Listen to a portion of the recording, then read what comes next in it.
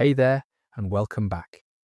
Tonight the road turns north and east, past the ploughlands of the East Midlands, up into the wolds of Lincolnshire, where the low ridges of chalk and clay roll green and empty under a wide grey sky, and the villages tuck themselves into the hollows like tan-brown loaves on a floured board. The wind here smells of turned earth and of the far sea beyond the fen. Curlews call above the pasture, cattle stand where the shadows of hedges pool. Somewhere out among all of that, on a low rise between the fen edge and the higher ground, sits a castle held newly by a leading English family, its stones still pale where the masons finished their work only a generation or two before. Its style is Bolingbroke. It is the season of harvest home, or a little after, in the autumn we now speak of as 1345, and inside its inner chamber a woman lies in the deep hush of a lying in, and beside her, in a wooden cradle carved with painted stars, a newborn girl has arrived. She will be called Blanche. If the sound of these old houses suits, this is a good place to settle. Feel free to subscribe below, whichever way the listening app allows, so the story finds its way back to you on another hushed night. And then let the halls take over. There is nothing to solve tonight, only a life to keep company with, from a first breath to a last. She is here now, in her linen and lamb's wool. The tale can begin. Picture this. Bolingbroke Castle, in her first 12-month, is a place that has only lately come into the hands of her family. It sits on a low mound above a marshy hollow. Its curtain wall, a rough hexagon of grey stone, its towers stubby and square-cornered, its gatehouse dark under a broad archway of dressed limestone. Rushes grow thick in the wet ground below its bailey, and beyond the rushes lie the fields of a village that shares the keep's style, its thatched roofs bunched together against the wind. Outside the walls, a lord's dovecote stands in a corner of an old orchard, and a mill wheel turns slowly on a leat cut from a shallow stream. Inside, the yard is beaten earth and wet cobble, and there is the constant business of a lord in residence.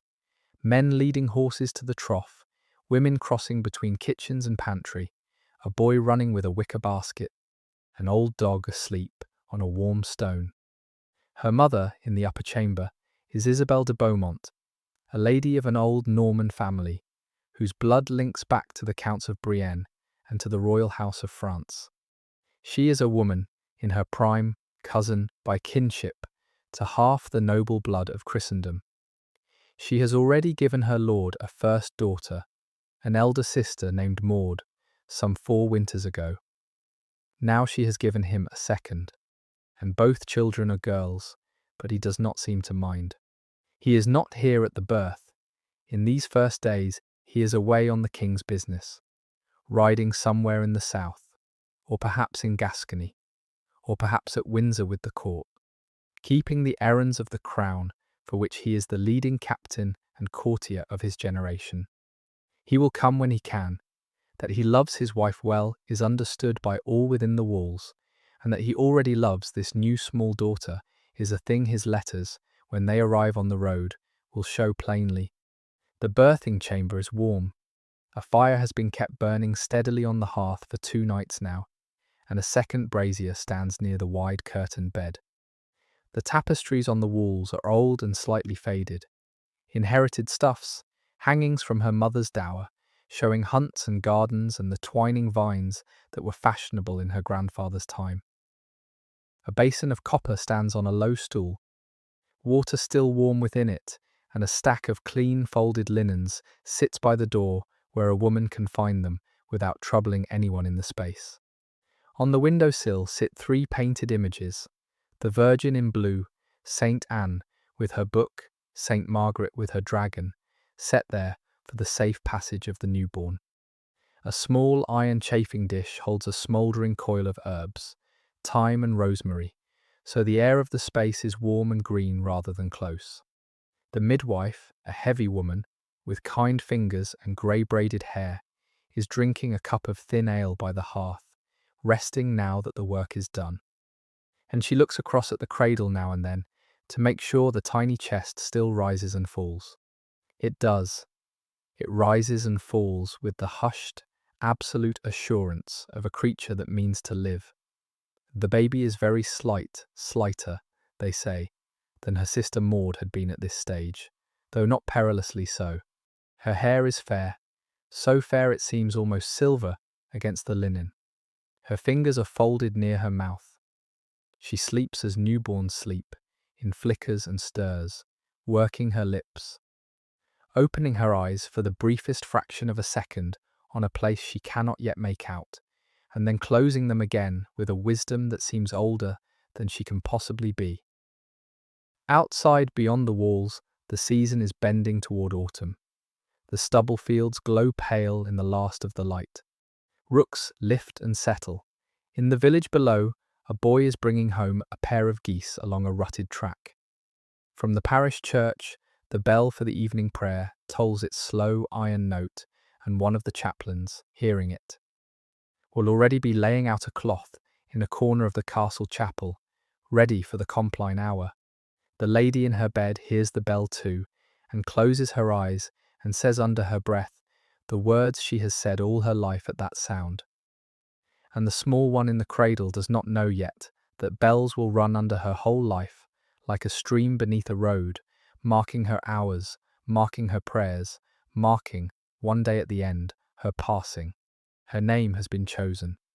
Blanche, the French word for white, a word carried by ladies in her mother's line, a syllable that sounds of clean linen, of chalk, of the fair colour of Christmas snow. It will be written into the accounts and into the letters that go out to kin. It will be spoken by nurses over her cradle for years. It will be spoken, in time, by a poet who never met her father and who never saw this chamber, when he sets down the verses that keep her alive on the far side of centuries. But that is a very long way off from this hushed evening. Tonight there is only the fire, only the bells at Compline, coming up thinly from the parish below, only the midwife's cup of ale, only the tiny chest rising and falling, only the fair, fine, silvery hair against the linen. The women bank the fire for the night. A candle is left burning low in a horn lantern by the door. Someone brings a fresh warm brick, wrapped in wool, to slip beneath the coverlet at the lady's feet. In the yard below, the last horse is stabled, and the outer door of the hall is drawn and barred. The wolds beyond stretch black and empty and enormous under the beginning of an autumn moon, and within the walls, at Bolingbroke Castle, in a chamber whose fire will not go out until morning, an English infant sleeps her first sleep on the earth. In the seasons after her birth, the newborn is set down into the practical, warm, mildly noisy world of a princely cradle household, which in a family like hers is not one nursery, but a compact travelling establishment of its own. Following the lady of the house from castle to castle along the roads of England, she is not raised alone. Her elder sister Maud, 4 or 5 winters the senior, is already there when she arrives. A small girl of quick temper and clear eyes and a strong fondness for pattern, for the arrangement of pebbles in rows, for the plaiting of ribbon into tiny crowns, for the neat setting of wooden platters at a play table. Maud takes to her new small sibling the way elder siblings often do in such places, that is to say, with a mixture of proprietary pride and mild inconvenience. The chief nurse is a woman whose title the accounts spell in more than one way, but she is known in the nursery as Alice. A widow of 30 or so brought in from a knightly seat in Northamptonshire on the recommendation of Isabel's own former nurse. Alice is a person of unhurried movement, of straight back and clean apron, and she rules the space with the same absent absolute authority that a good shepherd rules his hill. Under her are 2 wet nurses of local origin, both of them of respectable yeoman families, and both of them well-fed and calm-tempered. For the attendants of noble babies are chosen with the same care that is given to the choice of falcons for the mews. Health, first; temper, second; family, third. There is also a woman whose only task is the washing of linen, and a girl of 13 brought up from the village who runs the errands. The older women cannot leave the space to run. The suite that holds the 2 children travels with them. When the retinue moves, chests are packed with the wooden cradle carved with stars, the second smaller cot with its rail of turned spindles, the small folding chair with its embroidered cushion, and the pair of trestle stools by the fire where the women sit at the mending. Even the images of the saints travel. In the base of one chest lies an oak panel with a bright figure of the Virgin holding out her palm to a kneeling girl who might be either of them. In another chest lies a linen doll dressed like an abbess, made by Isabel's own women in her first married season. When they arrive somewhere new, whether it is at Warwickshire, at the Newark, or in Staffordshire, the little one's quarters are set up first, before even the tapestries in the main solar, so that the small ones come off the road into an ordered, familiar smell: beeswax, rush, linen, and rosewater. The Duchess, their dam, visits them daily. Isabel de Beaumont is a lady of piety and organisation in about equal measure, and she has a habit each morning of coming up before the daily prayers, kneeling on a low cushion, and drawing her daughters onto her lap in turn to say with them a short French grace she was taught by her own foremother, a very short prayer, just 3 lines, a form that fits inside a small girl's attention. The younger of the pair will remember the shape of that prayer long after she has forgotten the specific words.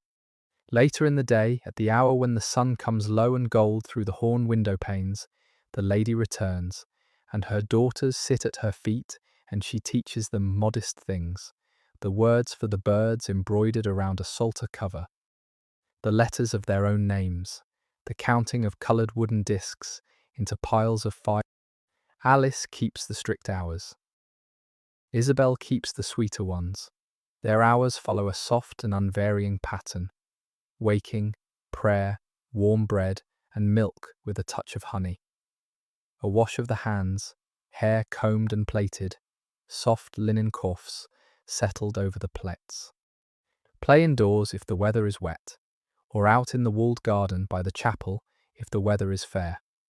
The garden is a small square within the castle walls, wherever they are, planted with rosemary and lavender, and a couple of low-clipped hedges of box, and the 2 young sisters know it as their outdoor parlour, the place where they may run 3 or 4 steps at a time without a nurse calling them back. At midday there is dinner, meat pounded soft with almonds, or fine white bread, or a wafer and a modest cup of watered wine, taken at a low table upstairs, not at the high table of the hall, which they are still too small for. In the afternoon there is a nap, and afterwards more play, and then supper, and the Compline bell, and the closing of the shutters, and Alice sitting by their bed with her mending in her lap while the fire dies down to red. Between the 2 of them a bond forms. In these earliest seasons, it takes the form of the older girl's habit of leading and the younger's habit of following. Maud will decide which corner of the garden the wooden lambs are to graze in today. The other will accept the ruling and carry a lamb to the spot. Maud will hold up a strip of embroidered ribbon and say that it is a crown, and Blanche will kneel to be crowned. When one of them has a fright, a large dog too near, a loud voice from the hall, it is the other who reaches out. When the younger is ill with a mild fever one winter, it is Maud who sits at the edge of her bed with a scrap of dried apple in her palm and will not be moved for the whole afternoon. It is a tie forged in the ordinary heat of a shared cradle nursery, and it will be one of the things she carries softly out of childhood into womanhood, and one of the things she will lose at last, though that loss is very far off from the bright walls of Bolingbroke or Kenilworth in these seasons. Their father passes through their nursery like a broad, mild weather from the outside world. When he is at home, which is not often, he comes on his own booted feet up the winding stair and taps the doorframe with a knuckle before ducking his head under the low lintel. He is a big man with warm brown eyes, a soldier's shoulders, and a courtier's laugh, and he seats himself on the edge of the trestle stool and lets his young daughters climb him as if he were a bench of the furniture. He brings carved animals from his saddlebag, a hare from Gascony, a bear from Prussia, a dog he says was cut by a Scottish boy at a border truce. And he arranges them on the floor in a row and lets the pair decide the pecking order. He asks after their prayers and their letters and their new phrases, and he listens to Alice's report of them with the sort of patient attention he gives to his stewards. And he leaves again on crown business. The small pair stand at the window and watch the men and horses ride out of the gatehouse below, and Maud identifies each of the ducal knights she can recognise by his crest, and her sister, who cannot yet tell one crest from another, simply watches the figures dwindle down the road until the wolds swallow them, and then turns back inside and asks whether they might have almond wafers today. It is a place full of coming and going, but for the two of them at its centre, the going is always temporary, and the returning is always warm, and the round of the household goes on, hour into hour and season into season, like the turning of a familiar wheel. There is one figure who stands like an oak at the edge of her earliest world, and although she sees him less often than her mother or her sister or her nurses, she grows up leaning gently in his direction, the way a small plant grows toward the light of a window. He is her father, Henry, called of Grosmont for the place in Monmouthshire where he was born, cousin to the king, and by every account of his own generation, the most complete Christian knight. Then living in England. He is by this time in his middle 40s, a man in full ripeness. His hair is beginning to be threaded with grey at the temples, and his beard, when he keeps one, is close trimmed and dark. He is tall and heavy-shouldered from a lifetime in the saddle, and he carries himself with the easy stillness of men who have very little left to prove. He has fought in Scotland as a young man, and in Gascony as a captain, and in the Baltic on a devotional crusade with the Teutonic Knights, taking his war lance into Lithuanian woods on behalf of the Church, an exploit which won him a fame across Christendom that his English peers do not quite match. He has ridden as ambassador to the Pope at Avignon and to the leading courts of the empire.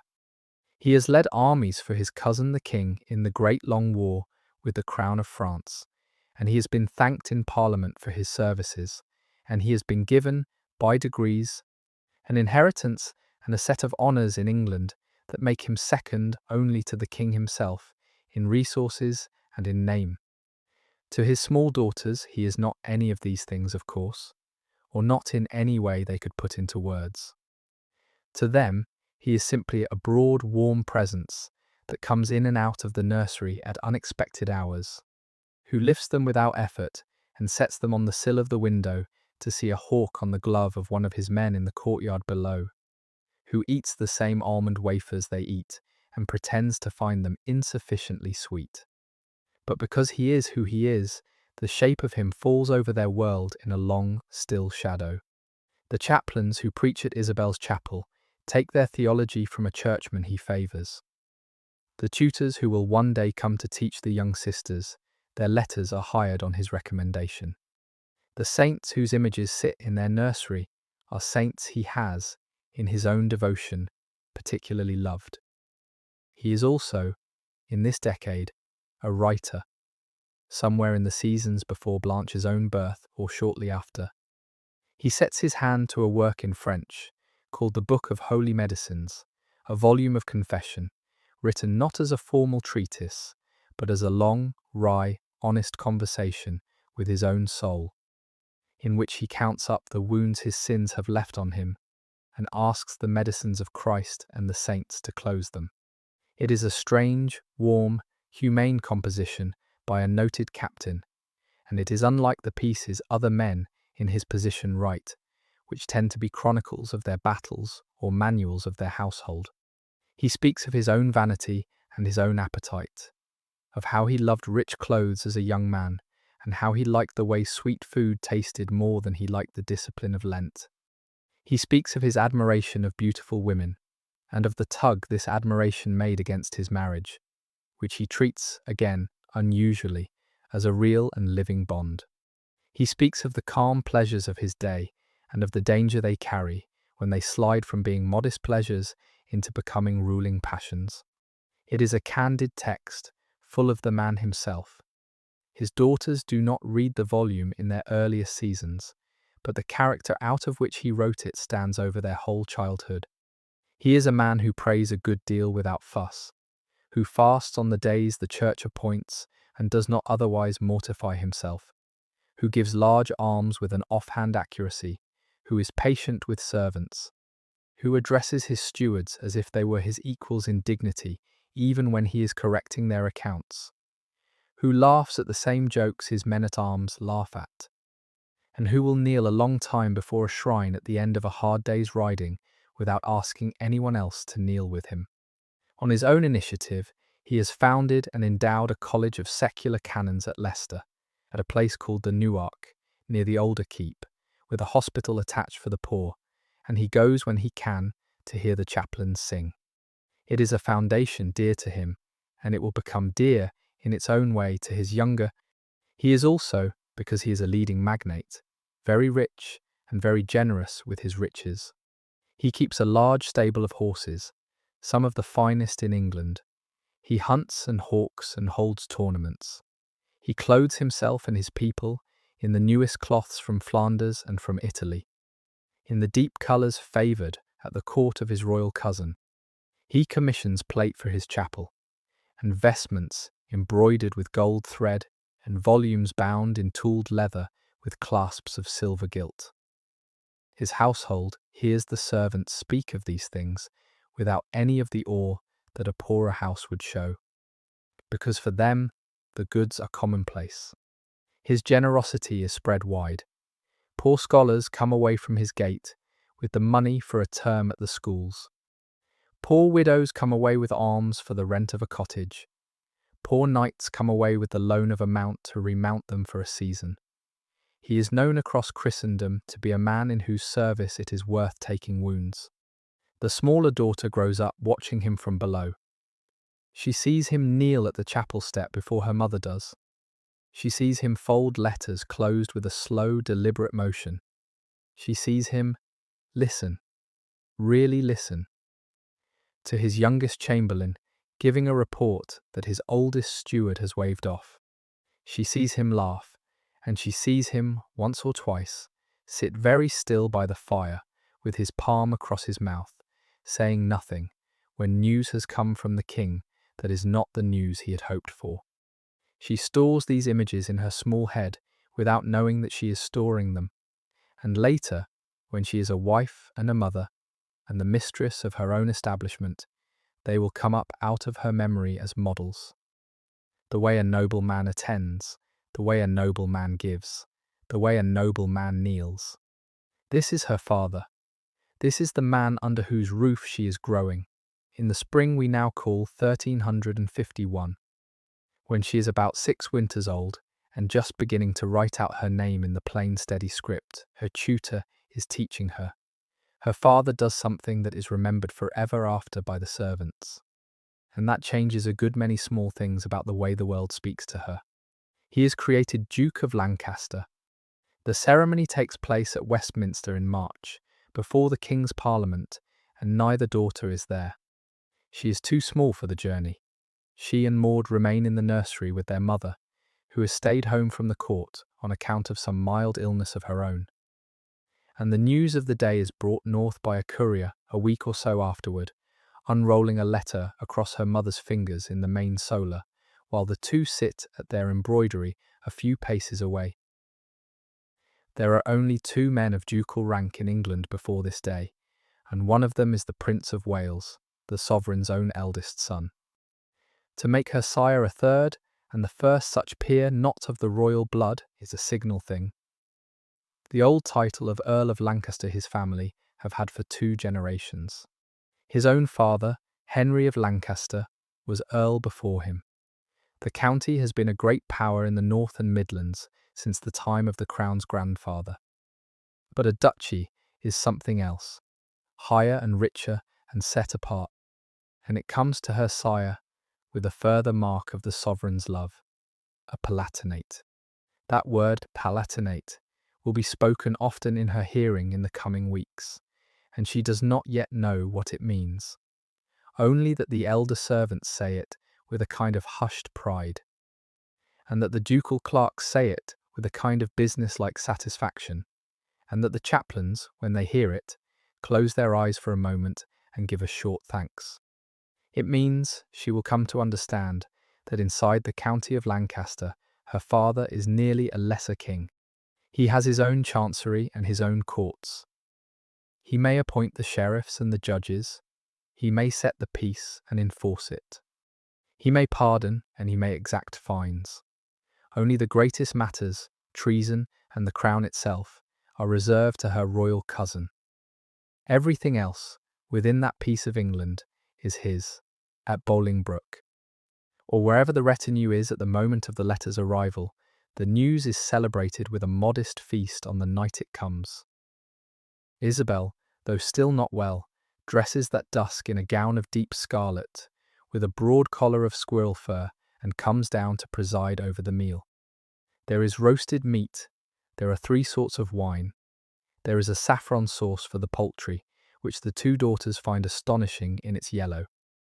The chaplains say a special grace at the beginning of the meal, and the steward stands up at the end to give a short speech in which he congratulates the lady and her lord and their household, and the entire company. And then the harper strikes up a tune, and the assembled folk stand and drink together, to the health of a Duke of Lancaster. The younger daughter does not fully understand what has been granted to her father, but she perceives that Isabel is pleased, and that Maud is pleased, and that Alice her nurse is pleased, and that the chamber smells better than it has ever smelt before. She rises on tiptoe on the bench beside her sister to see over the tops of the trenchers, and the lady, catching her eye across the hall, gives her the private smile she will remember for the rest of her days, as her dam's expression of pure joy. In the days that follow, the retinue writes to her father with formal letters and receives back from him a series of practical instructions. New liveries are to be ordered for the men who ride in his colours. His arms are to be reblazoned on the waggon covers and the standards. The chapel at each of his houses is to have a new set of altar cloths embroidered with the ducal crest. Craftsmen come and go through the yard. Painters set up scaffolds under the eaves. Grooms rehearse a new form of salute for when their lord returns. It is as if the whole establishment has been given a slightly larger frame within which to fit itself, and each corner of that frame needs a spot of painting. Some weeks later her father does return, riding in with a smaller escort than usual for the sake of speed, and the whole company lines the gatehouse yard to receive him. He climbs down from his horse and hands the reins to his groom, and comes across the yard to his lady wife, and bows to her in the sight of everyone. In the briefest possible bow, one great peer offers another, but which draws from the assembled folk a modest sound of pleasure. Then he lifts Maud into his arms and kisses her forehead, and then he lifts his other daughter in his arms and kisses her forehead, and neither of the girls yet knows the words to speak such an occasion. So they simply hold on to his beard and let themselves be carried into the hall. That night, sitting by the fire with them in the inner chamber, he explains it to them in the simplest words. He explains that their royal cousin has been very kind to their family, and that this kindness has a title, and that the title is Duke. In the sovereign's council, he goes on, their sire now stands nearer the top of the table than he used to, and the sovereign's other lords will now speak to him with a slightly different courtesy. And most importantly, in a lower voice that Isabel smiles at across the hearth, he offers that these are only outward matters, and that God does not know one man from another by his title, and that what is asked of him now is only that he do his old duties with a bit more care, because more eyes will be watching. Then he asks Maud whether her French verses are coming on, and asks his younger whether she can yet say the 7 petitions of the Lord's Prayer without stumbling, and the girls answer him, and he pretends to be very impressed. And the news of the duchy, which will hum through the courts and marches and parliament halls of England for months to come, softly folds itself down inside the nursery quarters into a night's chat with a warm fire and a broad palm across a small back. Only much later, when her own children are being born to lofty fortunes, will she understand what Isabel understood on the day the letter came, that a duchy is a heavy garment, and that whoever wears it changes shape a little, and that when she saw her dam smile that private grin across the crowded feast, she was seeing not only pride, but the accepting of a new weight. But that is far off. For now at 6, she has only the yellow saffron sauce, and the harper's tune, and the memory of her sire lifting her over the heads of the servants, and the word duke, round and strange, and shining in her mouth, like a boiled sweet. A house like the one she is growing up in does not stay in one place. The land is too broad for that, and the appetites of a princely establishment are too great for any one estate to feed. The habit of the age is to travel, not the whole family together, always, and not always at the same pace, but continually, in a rolling round through the many castles and manors of the family's lands, so that each of them may be lived in, drunk down, and rested in turn. In her childhood, she knows this movement, not as an event, but as the ordinary shape of a 12-month. There are 5 chief seats in her father's inheritance that carry the retinue through the seasons: Leicester and its Newark Kenilworth in Warwickshire, Tutbury in Staffordshire, Higham Ferrers in Northamptonshire, and the family's older manors further north, and there are, above them all, the 2 places that are hers by right of birth on her mother's side and her father's side, Bolingbroke in Lincolnshire, and the northern town of Lancaster, far up in the northwest. The company does not visit all of these in each round, but it visits many of them, and it circulates between them along the roads with the slow inevitability of a river between its banks. When on the road, the train is a long one, so long that from the head of it, a rider cannot see the tail, and the tail from the head.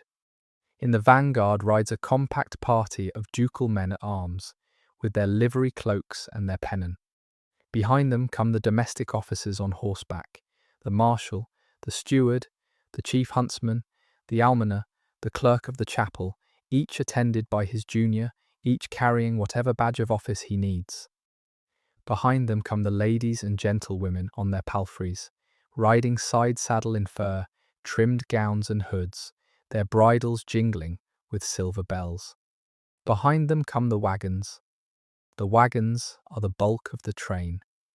There are wagons for the beds. The wide curtain bed of the Duke and Duchess, with its testers and posts, broken down and lashed in bundles, and the lesser beds of the retinue.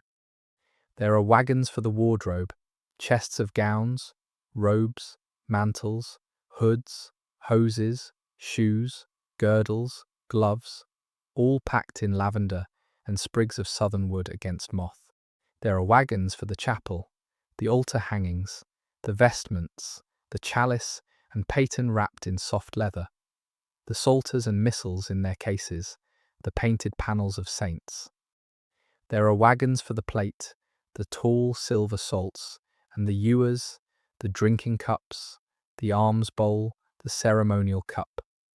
There are wagons for the kitchen, the copper pots, the spits, the mortars, the mustard pots, the barrels of wine and cider and beer.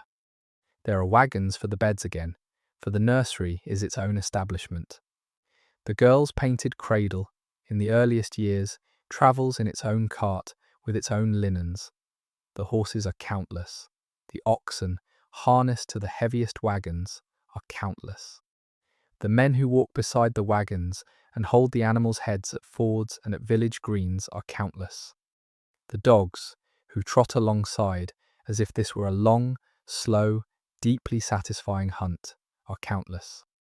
And through the middle of this moving world, on her steady mare, the girl rides, or, when she is very small, is carried in a pillion behind Alice, her chin against Alice's shoulder blade. Days on the road have their own rhythm. The company rises early, Breakfast standing in the courtyard of whatever inn or manor gave them beds the night before, and is on the road before the mist has lifted from the fields. The pace is walking, pace for the wagons. They cover 10 or 12 miles a day at most. At midday they halt somewhere clean, a village green with a well, a monastic guest house with a court, a wide meadow by a stream. The cloths are laid on the grass, bread is broken. A modest barrel is tapped, the horses are watered and their girths are loosened. The chaplains say the short midday office. Then everyone is up again, and on again, and by evening they come into the yard of the next house. The arrival at a new place is a piece of hushed theatre. The gatekeeper stands ready with his wand of office. The servants of that seat, who have been notified by a rider 3 days in advance, stand in 2 lines under the arch.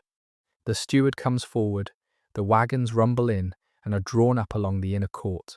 And now the second act begins, the setting up of the whole retinue in a fresh shell.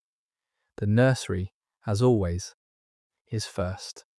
Alice and her women take the cradle and the linens and the folding chair up the stairs to whichever room has been given them, and within an hour they have it in shape.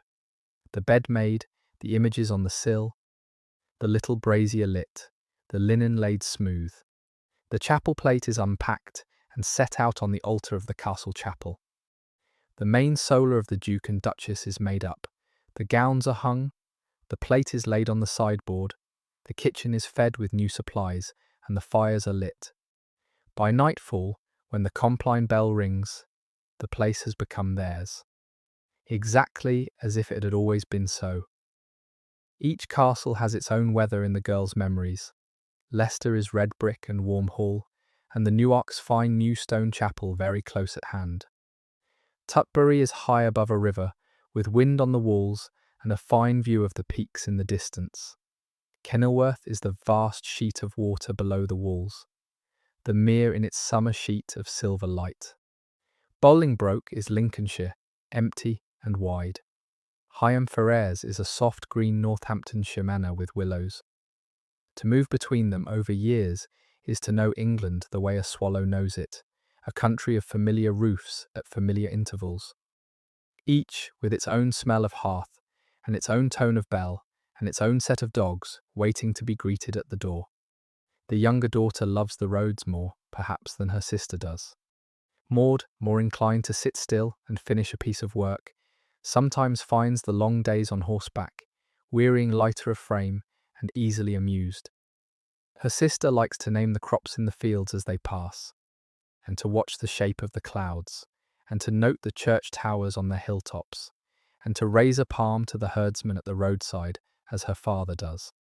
When the road climbs and there is a view of the country falling away in all directions, she leans forward in the saddle and looks out and thinks, insofar as a small girl grasps, that all this is somehow theirs, and that she is somehow of it, and that it is enormous, and hushed, and good.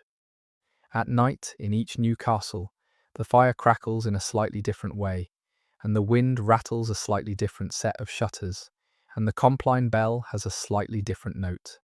But the nurses sing the same songs, and the chaplains say the same prayers, and the linens smell of the same lavender, and she falls asleep to the same slow settled sound of a princely court drawing itself in for the night. Wherever in England they happen this week to be. By the time she is 7, and afterwards 8 and 9, the nursery is no longer quite the whole of her world. The soft round of naps and bread and soft play begins to give way, in gentle degrees, to a schoolroom round. And although the schoolroom is not a separate space, but only a corner of the main solar, where a wooden desk has been set beside the window, the mind of the establishment begins to think of her as a small lady, rather than a nursery infant, and that changes what is expected of her hours. Her first tutor is a woman, a widow of gentle blood, named Katherine, brought in by Isabel from a house in Kent where she had served as governess to the daughters of a knight. Katherine has a soft Parisian in her speech, which is thought the finest tongue for a lady to grow up speaking, and she has a slow patience, which is thought the finest patience for the training of young daughters. She wears a plain gown of dark grey wool and a white linen coif, and she carries a slim rod of ivory with a hook at one end for turning the pages of her book. She never strikes the girls with the rod. In 3 years of teaching, she uses it only to point. The mornings belong to letters. On a low table by the window, Katherine sets out a wax tablet in a wooden frame, and a stylus of bone, and an illuminated alphabet on a card. The pupils sit on stools opposite her. First they learn the letters by name, in the old sing-song that has been used in schoolrooms since before their grandmothers were young, and then they learn to trace them in the wax. And then they learn to read them from the card, and then they learn to write them in a plain, steady script. By the time the younger is 8, she can write her own name on the wax without stumbling, in a careful Gothic, and she can read short French sentences aloud without the stumbling that had earlier made her sister laugh. The Parisian tongue comes first, because it is the language of the court and of the family's most polite speech, and Katherine's own dialect is a gift to give a girl of her rank. The English she has anyway, because the servants and grooms and huntsmen speak it, and because her nurses use it at night to her when she cannot sleep. But the courtly speech is the tongue of her chambers and of her mother's letters and of the songs the minstrels sing at feast. And she must have it fluent and easy on her tongue, and by the age of 10, she does. The Latin is a second thing. Katherine does not teach her Latin herself. That comes from a chaplain, a young priest called Sir John, a Cambridge man of about 25, thin and clean-shaven, with a way of looking down at his shoes when a lady speaks to him. Sir John comes into the schoolroom once a day, after the morning prayers, and he takes a seat at the small table with the girls, and he opens a slim book bound in red leather, and he takes them slowly through the words of the Latin prayers they already know by ear from the chapel. He shows them how the letters go together, how the words break at their joints, how the sentences of the Ave and the Pater Noster and the Credo unfold from their pieces. He does not push them to translate at large. He only wants them to hear, in their own language, the meanings of the words their mouths already know. From this modest beginning, they will grow, in time, into a working reading of a psalter, though never into a scholar's Latin, which no gentlewoman is expected to have. It is enough that they may follow the office with understanding and read a shrine inscription and puzzle out a doctor's writing on a page. The afternoons belong to the needle. In the schoolroom corner stands an embroidery frame with a piece of white linen stretched on it, and each day after dinner the pair take a seat at the frame with their teacher and they work. She is set at once to the simplest stitches, a running stitch, a satin stitch, a chain, and slowly, over months, she learns to lace silks smoothly, to keep her tension even, to blend one shade into another.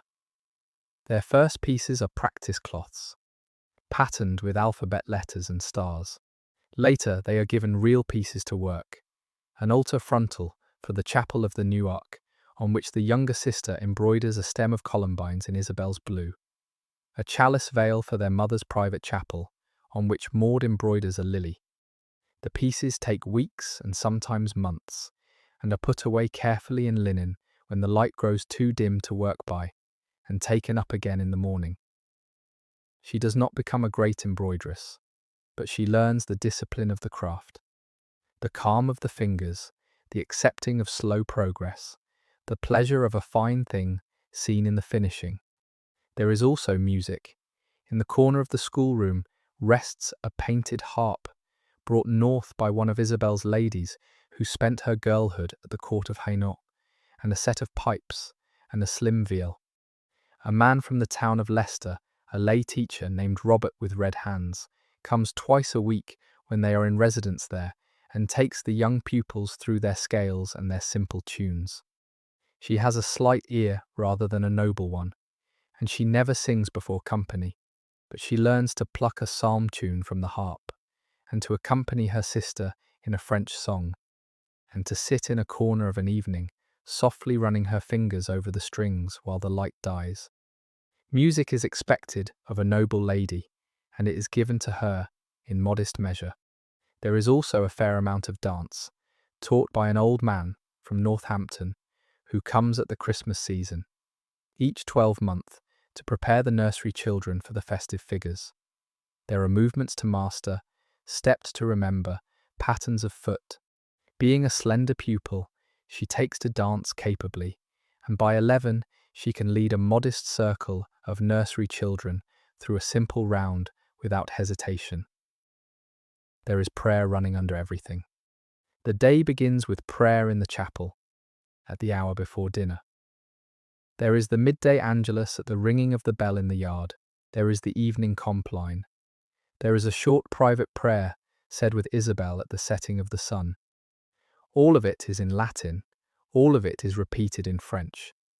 She grows up with her whole life bounded by these soft chimes of speech, so that by the time she is a girl of 12 or 13, she cannot imagine a day that does not have these calm punctuations, and she does not want to. And through it all, Katherine keeps her seat at the wooden desk, or by the window, or over the embroidery frame, watching, correcting, patient, undramatic, always the same.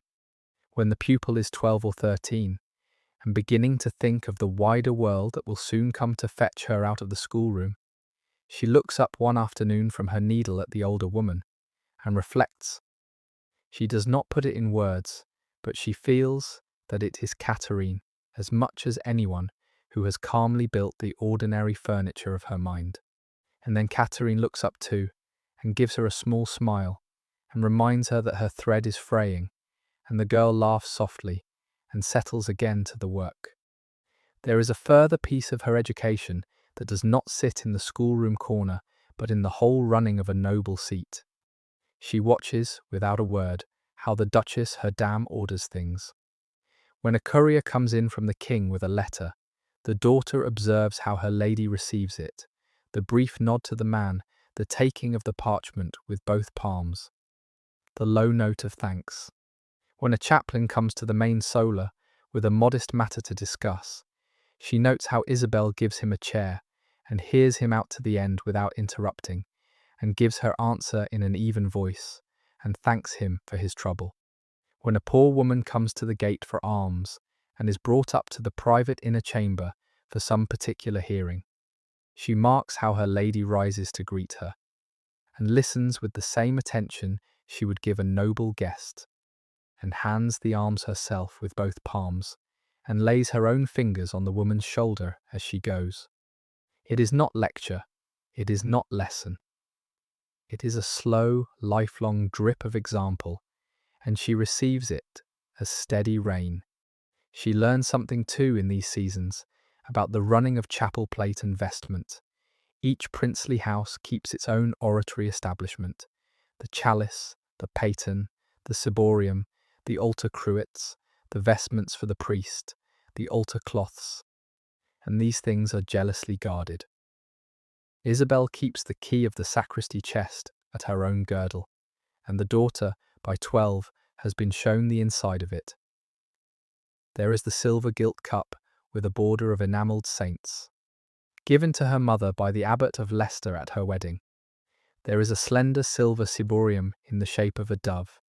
Made in Paris, there are vestments for the priest, a white for Christmas and Easter, a red for feasts of martyrs, a green for the ordinary Sundays, a purple for Lent and Advent, a black for requiems, each one folded with linen wrapped around it, each one lifted only by 2 palms. She is not yet allowed to touch them, but she is allowed to watch when her lady inspects the vestments once a season, and she is allowed to hold a corner of the wrappings while a piece is lifted for a look. It is a modest trust, but it is a trust, and she treasures it. She muses one afternoon, standing at her lady's elbow with her fingertips under the corner of a folded chasuble, that some day she should like to keep her own sacristy chest with the same care. She learns the finer parts of running horses, not the demanding craft of horsemanship, which she takes as she takes any nobly bred lady of her age, at ordinary skill, but the finer parts of caring for the mounts that come into her use. How to say a soft word to a horse on the mount, so that the horse knows she means to sit down. How to check the girth with 2 fingers before the ride begins.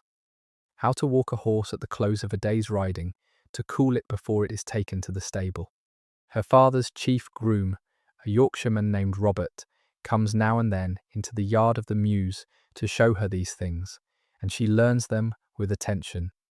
She learns the simple running of a set of chambers, not the running of a great seat in the fuller sense. That will come to her only when she is a wife of her own house, but the tending of her personal quarters. How the chest at the foot of the bed is packed and unpacked when they move. How the fire is banked at night and stirred in the morning. How the tallow candles are set into their holders on the sill. How the linen is folded. How the painted images are dusted with a soft cloth. How the herbs in the chafing dish are refreshed each week from the still house. All these small tasks, which the servants of course actually do, she has watched done 1,000 times by the time she is 13, and she knows, without having been told, how each of them should look when done well. At the close of this steady ordinary education, she is not a learned woman. She is not even, by the standard of some of her contemporaries at Windsor, a bookish woman. But she is what she was raised to be, an English lady of noble birth, of good language, of gentle bearing, of practical understanding of the ordinary business, of a noble seat, of piety, of patient needle, of light music, of gentle kindness at the gate. Her father, when he visits her in her 13th winter and finds her sitting at the painted table with a book of French verses open before her, tells his lady wife, that evening in the main solar, that their younger daughter has become as fine a small lady as a father could pray for, and that he is glad. And Isabel, who has done most of the making of her, only smiles into her cup of wine and does not answer, because there is nothing to say.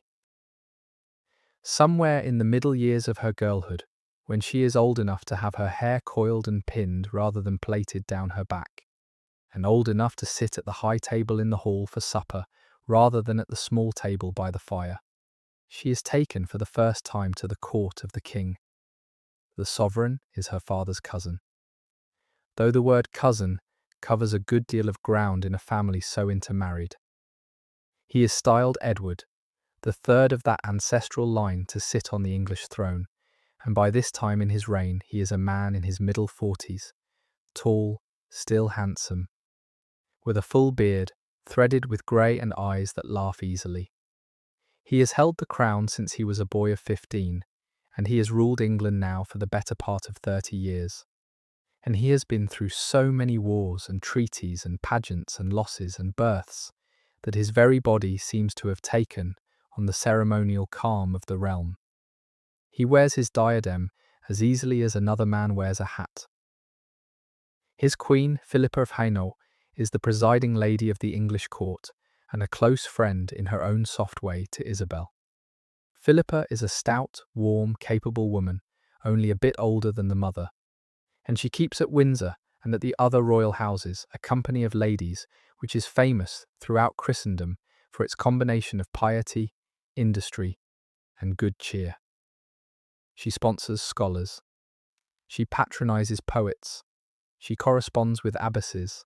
She sits at the head of her table like a good abbess herself, and she watches over her many children with an even, unpanicked eye.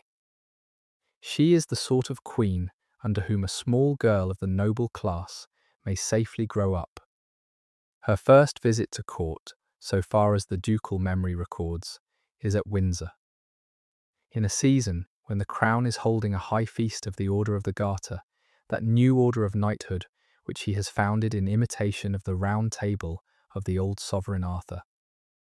She rides down from Leicester with her lady mother and a modest train, and they arrive at Windsor on a bright afternoon, and she is astonished by the sheer height of the place, the round tower reared above the flint keep, the flags whipping in the wind, the double moat, the crenellations painted in the royal colours, the tabards of the heralds standing on the gatehouse.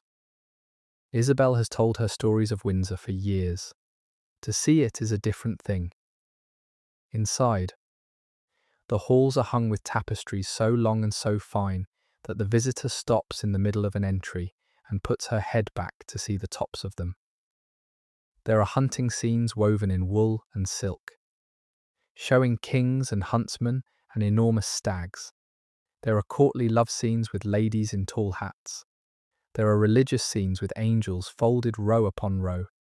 She has seen tapestries at home. She has not seen tapestries like these. The Queen receives them in her private closet. It is a closet hung in blue, with a fire on the hearth and a brown dog asleep on the tiles. Philippa is seated in a high-backed chair with a bit of embroidery on her lap. And when Isabel and her small daughter come in, she sets the work down and rises and kisses Isabel on both cheeks with real gladness, and then bends a little and takes the young visitor's fingers and inspects her with the pleased, benign eye of a woman who has raised so many young ones. She can see at a glance whether a new one is nicely fed, neatly combed, and rightly taught. The young visitor curtsies. Philippa smiles. The dog opens one eye. For the days of the feast, she moves through the court like a well-behaved small cat, watching everything and touching almost nothing. She meets the Prince of Wales, her father's great friend and her cousin, a tall, dark man with a courtier's grace and a soldier's manners, who is called by everyone the Black Prince for the colour of his armour. She notices the sovereign's other sons, still boys, in their smaller livery. She spies the king himself at his own table in the hall, laughing with the Duke of Lancaster, her father, who has ridden ahead to be there, and who greets her across the crowd with a hushed nod that thrills her all evening. She takes in the high feast of the Garter, the ladies in blue and gold, the men in dark garments with the small blue ribbon at the knee, the whole ordered pageant of a chivalric brotherhood. She notes also the ordinary rhythms of a royal court, which are much like her own, only writ larger. Philippa's ladies, of whom there are dozens, work at their needle in a chamber that seems as long as a hall, chattering softly. Philippa's chaplains sing the office in a chapel, painted with saints in gold leaf. Philippa's musicians play in an inner space for the pleasure of the Queen and her women. The dogs, of whom there are many, sleep everywhere.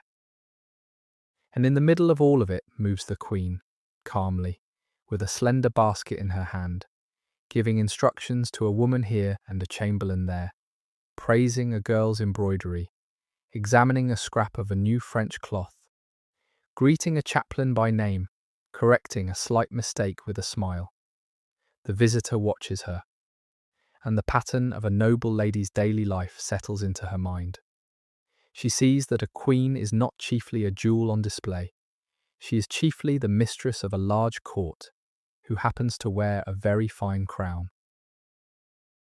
Isabel takes her to the Queen's private chapel one afternoon and shows her the paintings of Saints Philippa has commissioned along the walls. Her lady points out, to her daughter's delight, a slender figure in a scene of the Virgin's Assumption, which is said to be Philippa herself. Kneeling among the attending women, the young Blanche looks at it for a long time. She has never before thought that a living person might be shown at all within a picture of heaven. In the evenings, there is music and there is dancing. The visitor is too young to dance with the leading persons, but she is allowed to stand at the edge of the chamber with Isabel and to watch the couple's turn. She spies the Prince of Wales dance with a lady of the Queen's household. She notices the Duke of Lancaster, her father, dance with the Queen. She marks other lords whose names she cannot yet remember, and she takes in, without particularly noticing him, a boy of about her own age who is not dancing, but is standing off to one side with a book in his fingers, hushed, watchful, and pale in the candlelight. He is called John, and he is one of the sovereign's younger sons. She does not think much of him then. He is only one of many children at the edge of the throng. But Isabel nods at him, and her ladies nod at him too, and she nods back, out of politeness, and then turns away to watch the dancers. On the last morning of the visit, the Queen sends for her and gives her a modest gift. It is a psalter, bound in blue leather with gold clasps, slim enough to fit in a woman's belt purse. Inside the cover Philippa has caused to be written, in a fine plain script, the words, "For our friend's daughter, that she may sing well the songs of God." The young Lancastrian curtsies and clutches the book and does not know how to say what she feels, and Philippa reads it in her face and smiles, riding home with Isabel a few days later. The traveller keeps the blue psalter under her cloak, and she ponders, with the earnestness of a young person of her years, that she has now seen what a noble lady may be, and she muses, dimly, that some day, in some modest degree, she should like to be one too. And that thought is the first seed of a life that is beginning to come toward her out of the near distance, even if she does not yet know it. The seed becomes a plant when she is about 13, in a season when the retinue is at Kenilworth and the broad mere is beginning to freeze at its edges. Her father comes into the inner chamber where she and her sister are working on a piece of embroidery for Isabel, and he takes a seat on the bench opposite them, and he asks his elder daughter's leave to have a word with his younger pot. Maud smiles her quick smile, gathers up her silks, and slips out of the solar. Alone with her father, the younger sister sets her needle down and folds her palms in her lap. She is a slender thing now, of medium height and fair colouring, with Isabel's straight nose and her father's mild brown eyes. She has begun, in the last 12 months, to fill out into a growing woman, and her hair, when Alice plaits it in the morning, is coiled now beneath a soft linen coif with a rim of gold thread. Her father is a Duke of England and one of the chief statesmen of the King's Council, and he has come to talk to her about her marriage. He does not stand on ceremony about it.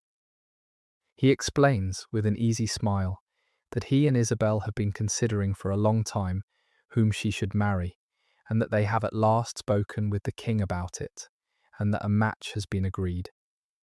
The future groom, he lets her know, is her cousin.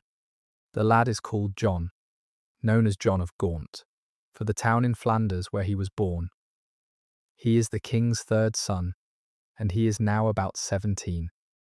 And he will receive in due time a vast inheritance of his own by the crown, and he is a lad of good understanding, of a mild temper for his age, and of a bearing that his royal sire thinks well of.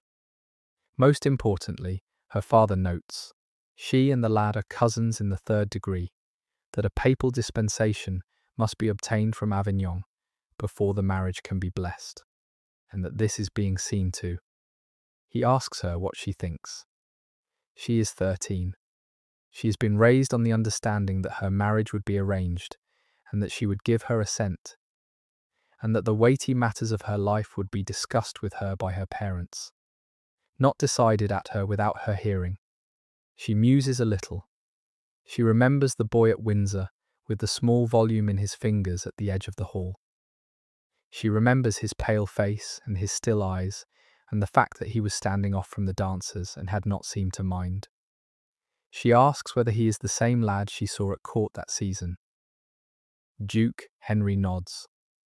He is. She replies that she remembers him, though only a little. Her sire asks whether the remembrance is a pleasant one. Honestly, she notes that she remembers no unpleasantness. Duke Henry laughs softly, as if this is exactly the answer he had expected. He explains that they will now begin to see each other more often, and that in due time they will be formally betrothed, and that in a season or two after that, if all things go well, they will be married. He thinks the match a very good one. He thinks she will grow to be fond of him, and that he thinks the boy will grow to be very fond of her. He murmurs in his simple, undramatic way that she has his blessing. She nods. She does not weep, and she does not smile, and she does not chatter. She sits with her palms folded, and she thanks her father in a hushed, even voice. And she asks whether Isabel is pleased. He answers that her lady is very pleased. She replies that she is glad. And then he rises and kisses the top of her coif and leaves her. And Maud comes back into the room and looks at her with a question in her eyes. And after a moment she confides in her elder sister what has happened. And Maud reaches across the embroidery frame and takes her fingers and murmurs only, softly, that God should be very good to her. In the months that follow, the whole ducal establishment begins to arrange itself around this new fact. Riders come and go between the Duke of Lancaster and the King. Letters go to Avignon, and letters come back. The clerks draft settlements in the chancery at Leicester. The Queen writes personally to Isabel with warm words about her son and about her hope for the marriage. And into this soft current of business, John himself begins to come. He comes first to court, and she is brought down to court to meet him formally in her mother's presence. It is not the high feast of the Garter this time, but a smaller occasion, a hunting week at Windsor in the fine days of late summer.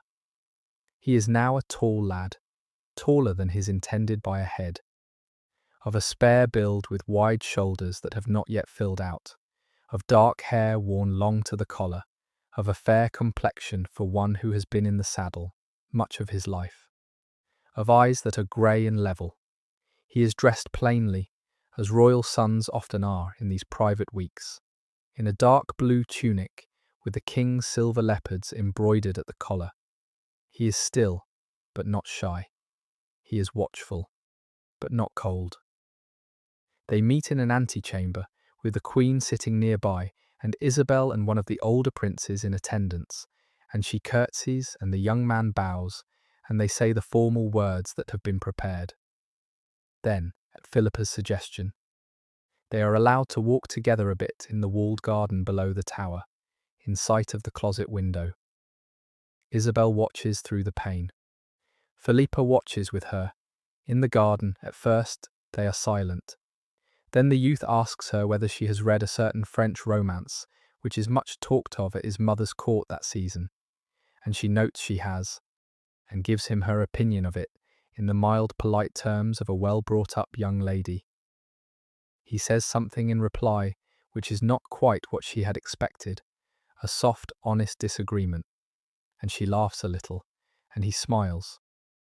Then he asks whether her sister is with her, and she says her sister is at Leicester, and he asks whether her horses have travelled well down the road, and she says they have, and they walk on. It is nothing, it is everything. Over the next months there are more meetings. He rides north to Kenilworth in the autumn, on the excuse of a visit to her father, and stays 3 nights, and comes to sit with her once each day in her mother's solar for a hushed quarter hour. He comes for Christmas at Leicester and gives her a piece of amber set in silver, on a slender chain. He writes her, in his own careful script, a short French letter after the New Year, which she reads twice by the light of a single candle and then puts away in her belt purse to have again. They are not in love, in the fashion that later ages will call being in love. They are 2 well-raised persons, cousins by blood, being brought together with the entire full authority of their houses behind them, in a match which both understand as a noble one, and both intend to make good.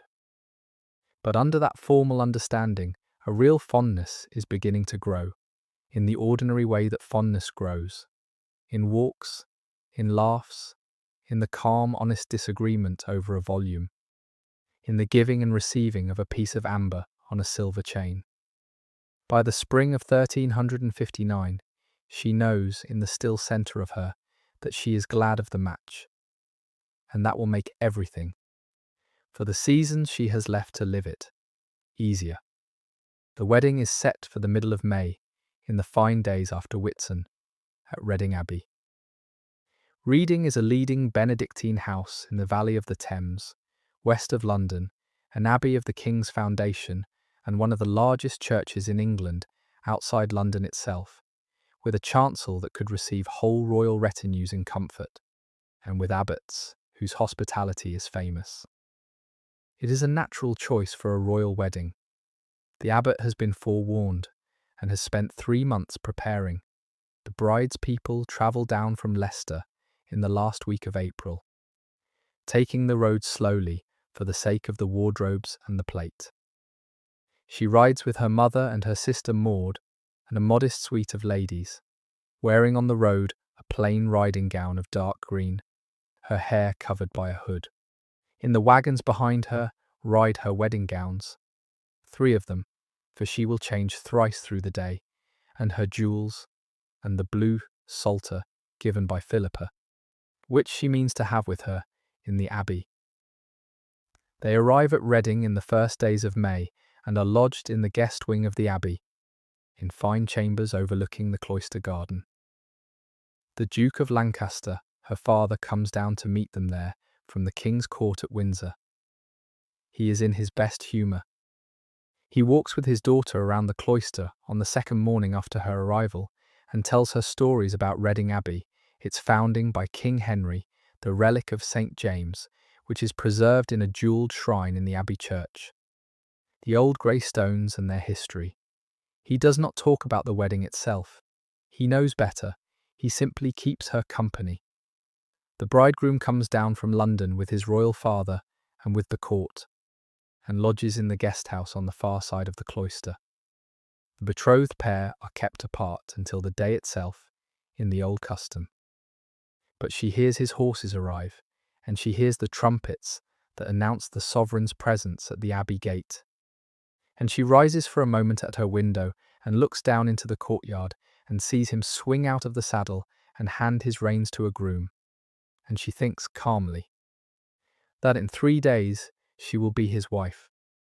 The wedding day is a fine one, warm for the season, with a sky of pale blue and low white clouds moving over the abbey towers.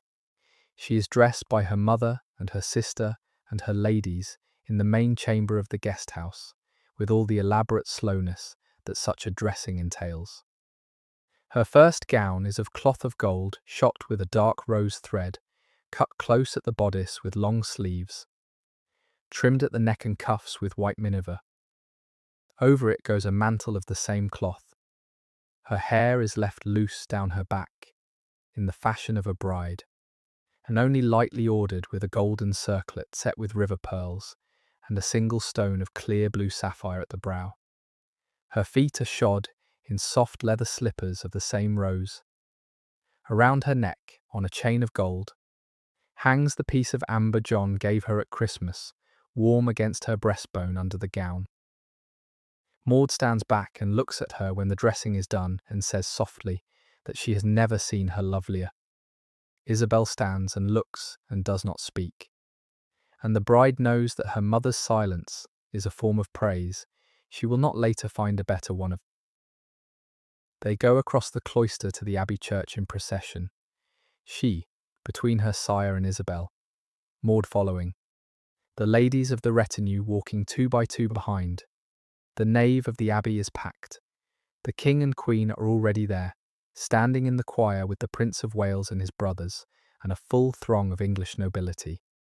The abbot stands at the door of the choir, in a cope of white silk embroidered with gold suns. Her bridegroom is at his side, dressed in a tunic of white, with the king's leopards worked in gold at the shoulder. A mantle of ermine over his back, his dark hair brushed neatly, his eyes on the door as she enters.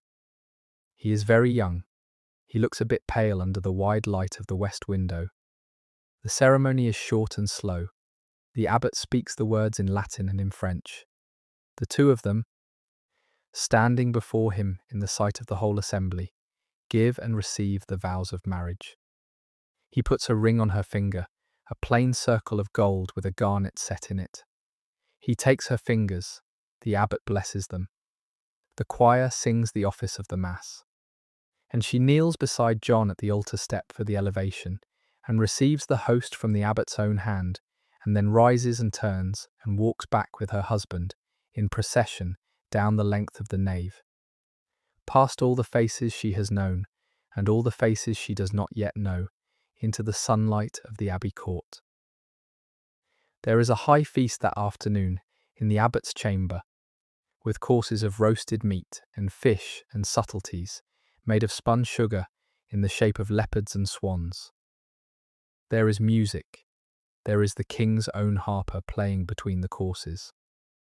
There are speeches in French and in Latin, by the abbot and by the king and by the bride's father. There is a moment when the sovereign rises and lifts his cup and turns to the couple and calls the bride his new daughter. And she rises and curtsies and does not blush, and the whole gathering applauds. There is dancing after the feast, and she dances with her husband, and then with her father, and then with her brother-in-law, the Prince of Wales, and then, at his royal father-in-law's request, with that lord himself, who leads her a slow measure, and murmurs, in a low, kind voice that she can hear only just above the music, that he is glad of the match, and that he holds she will be a noble lady of the realm. In the days that follow the wedding, the celebrations move to London, and there is a formal tournament held at Smithfield outside the city walls, in honour of the new bride. Her husband rides in the tournament in his father's colours, and jousts well. The Prince of Wales rides too. There is a mock siege of a wooden castle set up in the field, and a large crowd of Londoners lines the barriers. She watches from a decorated stand hung with cloth of gold and green boughs, seated between her mother-in-law, the Queen, and Isabel, and she claps politely at the right moments, and she considers, when she can find the moment to think, that her life has crossed a line and that she cannot go back over it, and that she is, on the whole, glad. That night, when the tournament is done, and the two of them are alone at last in a private chamber in the sovereign's house at Westminster, she settles on a low stool by the fire, and her husband sits down on the other, and they smile at each other, and they begin, in the summer after the wedding at Reading, the king bestows on his new son-in-law a title of his own, and the bride becomes, in the space of a document, the Countess of Richmond.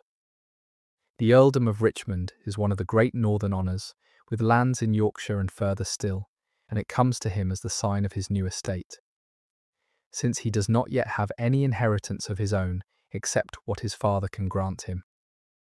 It is a courtesy title as much as anything, meant to give the couple a style and a rent.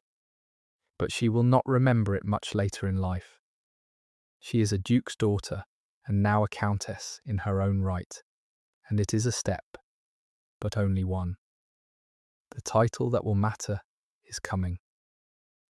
For the moment, the newly wedded pair settle for their first married house at Leicester, in the main solar of the older castle in that town, with the new stone college of the Newark standing a bowshot away.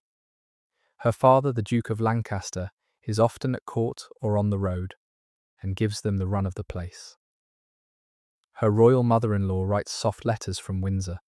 Isabel rides down from the north to see her once a month, and she, at 14, begins to be the mistress of a house of her own. It is not, at first, the whole establishment, in the sense of the vast baggage train and the running of estates. Those things are still done by the Duke's officers. What she has to run is the private side, her chambers, her ladies, her chapel plate, her chaplain, her almsgiving, the day-to-day business of a noble wife. But even this is a good deal for a young bride of 14, and she takes to it with the calm earnestness that has always been her hallmark. She has 3 chief ladies about her in these opening months, all of them older than she is, all of them approved by Isabel and her royal mother-in-law. There is Dame Alice Bourchier, a plump, warm widow of 35, who has served the Queen for years and is lent to her by Philippa as a kind of gentle chief steward of her closet. There is a married gentlewoman named Isabel, cousin to the elder Duchess, brought up from Bolingbroke to keep her company. And there is a young woman of 16 from a Lincolnshire knightly family named Katherine Swynford, only just come into the ducal service through her father's post, dark-haired and quick-spoken and clever. She is fond of her from the first month. The friendship between them will last as long as she does, and beyond it in ways neither of them can now imagine. It will thread the whole rest of the story of the noble house they belong to. There is a chaplain assigned to her chapel, a Cambridge man of about 30 called Sir William, who says her private office in the morning, and hears her confession each fortnight and reads to her at spare hours from the doctors of the church. There is a modest master of the wardrobe who orders her gowns and keeps her jewels. There is a French cook attached to her private table, distinct from the chief cook of the main service, whose duty is to prepare the light dishes she likes at her own supper: a bowl of white almond milk, a wafer with rose petal jam, a plate of poached pears with cinnamon.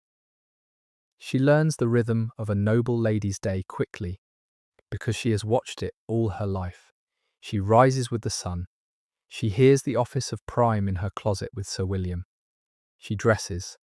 She sees to the alms bowl, a matter she attends to herself, though the almoner does the distribution.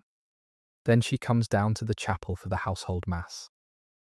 Then she takes a light breakfast in her closet of bread and a cup of thin ale. Then she settles and receives Dame Alice for the review of the day's business. What is needed, what has been ordered, what the accounts show, what letters have come in. Then, if the weather is fine, she walks in the garden with Catherine or Isabel, or she goes into the town of Leicester on horseback to visit the college of the Newark or the hospital her father has founded. Then dinner in the hall, at the high table beside her husband. Then afternoon at her needle, at her books, or at her music. Then evening prayers. Then supper. Then compline. Then sleep. The care of her husband is a soft, daily undertaking. John is at first often away, riding on the king's business or attending to his own concerns. But when he is at home, she oversees the arrangements of his chambers, sees that his linen is clean, sees that a steady fire is kept up in the evening, sees that his favourite drink, a light Rhenish wine mulled with a stick of cinnamon, is set out for him at the end of a day's ride. When he comes in during the evenings to sit with her before supper, he finds it warm, tidy, and hung with the painted images she has begun to gather, and he thanks her in his mild, grave way. And she sees that he means it. There are also, from the first months, the ordinary ceremonies of a young wife. She entertains ladies coming down from the north to pay respects. She writes letters, in her plain, steady hand, to Isabel, to her royal mother-in-law, to her sister, at wherever Maud is being sent for company. She receives, one afternoon, a formal call from the abbot of Leicester Abbey, who comes with a modest gift of preserved fruits from the abbey garden and stays to speak of his hopes for a new set of windows in his church, on which he hopes for her interest. She listens with grave courtesy and promises to speak to her husband. She receives, another afternoon, a delegation of the burgesses of the town of Leicester, who come with a formal gift of gloves and stay to petition, in humble form, for the confirmation of certain of their liberties. She listens again with grave courtesy and again promises to speak to her husband, and does. In these calm transactions, she is, gently, being trained by circumstance into a noble lady of the realm. The Newark, the new work, is much on her mind that first 12-month. It is the College of Secular Canons her father founded near the older castle at Leicester, with its hospital attached, and its new church rising course by course. She goes there often. She kneels at the chapel step. She speaks with the chaplains. She examines the plans of the abbey church. She visits the hospital, where old and infirm men and women are cared for at her father's expense, and she takes with her a basket of comforts, dried fruit, wafers, warm woolen wristlets, and sits with the sick a little, and listens, and gives what consolations she can. She is not lavishing pity. She is doing what a daughter of the house is expected to do, and she does it with a natural fitness. At the close of the opening season of her marriage, the clerks pause a moment over the ledger and count. They find that under the new Duchess of Richmond, the private accounts of the household are handsomely kept, that the alms have been given in the accustomed measure and a little over, that the linen has been renewed, that the plate has been polished, that the chapel has a new frontal embroidered by the lady herself, and that, on no day of the 12th, has the mistress raised her voice to a servant. They fold their ledgers with the calm satisfaction of clerks who see a princely establishment begin well. Beyond the ordering of solar and oratory, the Countess of Richmond has other calm matters to attend to in her first married season that she takes on with the same seriousness. There is the correspondence of a wife, which is a task in itself. Noble ladies in her age keep up a wide net of missives, and she is careful to hold hers together. To her mother-in-law, the Queen, once a fortnight, in a formal French page, giving the news of her house and asking after Philippa's health and the well-being of the royal children. To her sister Maud, when she is still at Windsor before her own crossing overseas, and afterward when Maud is settled in Hainault, though the notes travel a long while by sea. To her sire the Duke every week or so, wherever he is, in a slightly warmer style, sending easy news that she thinks will amuse him. To the abbots of Leicester Abbey and the College of the Newark on matters of the family's patronage. To the parish priests of the honours in whose country the retinue is currently sitting, whenever they have a matter to raise with her. To her cousins on the Beaumont side, to the widow of an old ducal knight who has fallen on hard times, to say that she has instructed the almoner to send a yearly pension. To a girl of her own age at Windsor, whom she counts as a friend, to keep up their girlhood exchange. All this is done in her own script, sitting at her oak writing desk by the window, with a horn inkwell and a fresh-cut goose quill. Her lettering is even and steady, and her lines are straight, and Sir William, her chaplain, who sees the pages before they are sealed, thinks that if she had been born a scholar's child, she would have written a fine, plain, clerical hand. There is the receiving of visitors, which is another daily undertaking. Gentlewomen of the country round Leicester come to pay their respects when they hear the new Duchess is in residence, and she receives them in her outer chamber with a formal courtesy that she has been well taught. She rises to greet a knight's wife. She curtsies to a lady of higher rank. She offers wine and wafers. She keeps the conversation on topics that will not embarrass anyone. The weather, the harvest, the health of the leading persons of the county. If a caller seems anxious, she gives her a soft encouragement. If a caller seems bereaved, she gives her a tender word. If a caller seems tiresome, she gives her the same measured attention that she gives any of the others, and does not let her women laugh afterward at the tiresome one's expense. There is the ordering of feast days.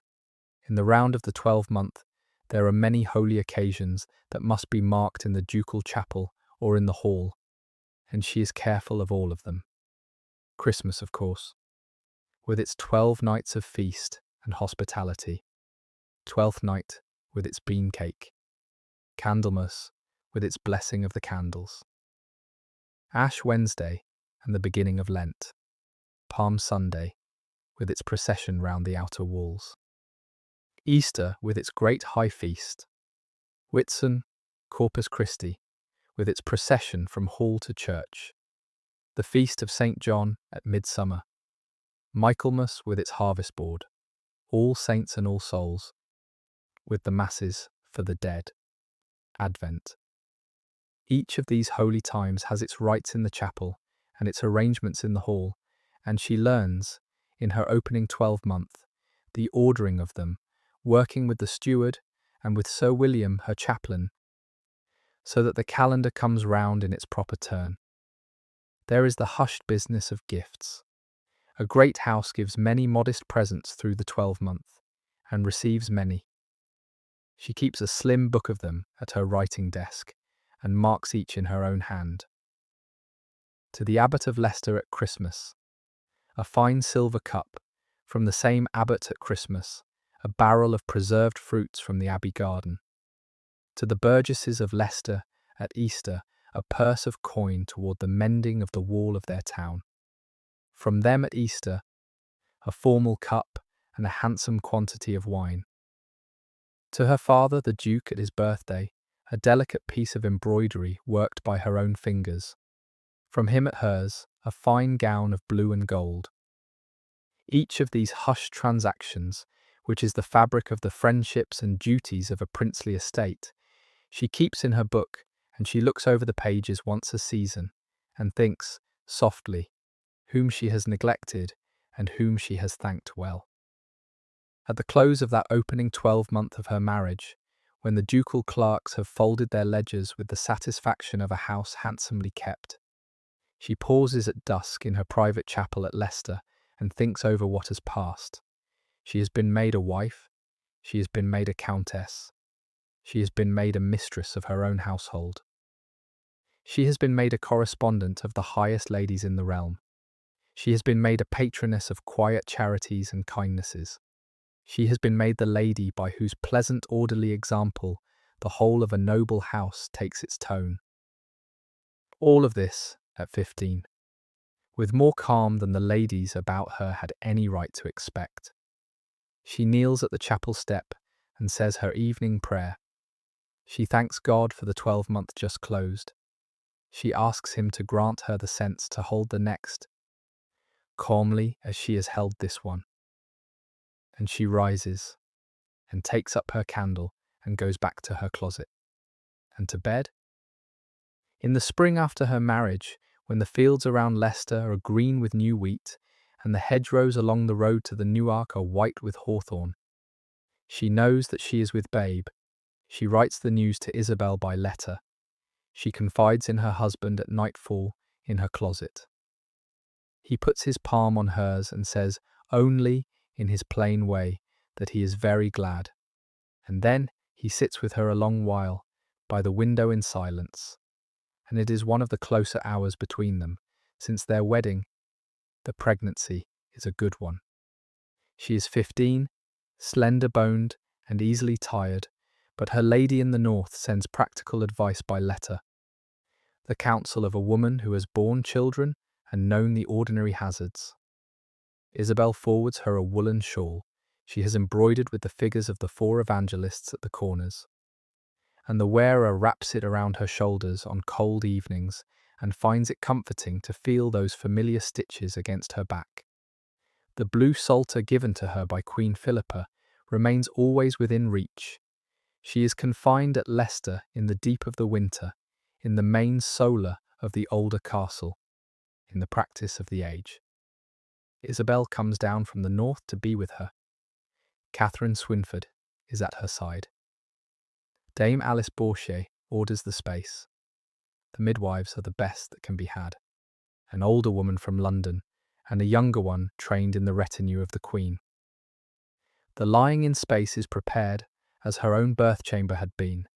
Some 15 or 16 winters before, warm fire on the hearth. Second, brazier by the bed, painted images on the sill, herbs smouldering in the chafing dish. Thick tapestries at the windows to keep out the cold. She keeps that same wool shawl over her knees on the bed and asks, Isabel, in the last hours before the labour begins, to say with her the short French prayer of 3 lines she had learnt as a small girl at that same knee.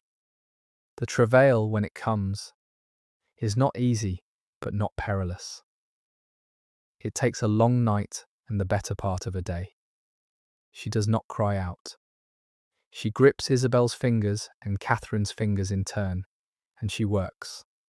And at the end of the day, as the earliest bell for Compline is beginning in the parish below the walls, a daughter is placed in her arms, The infant is slight and thin, but her cry is loud, and her hair, when they wash her, is a pale bright thing much like the Duchess's own, and when the newborn is laid against her shoulder, she gives way to tears for the initial time in a long while, softly, and settles her palm over the top of the fair head, with a wonder that has no phrase.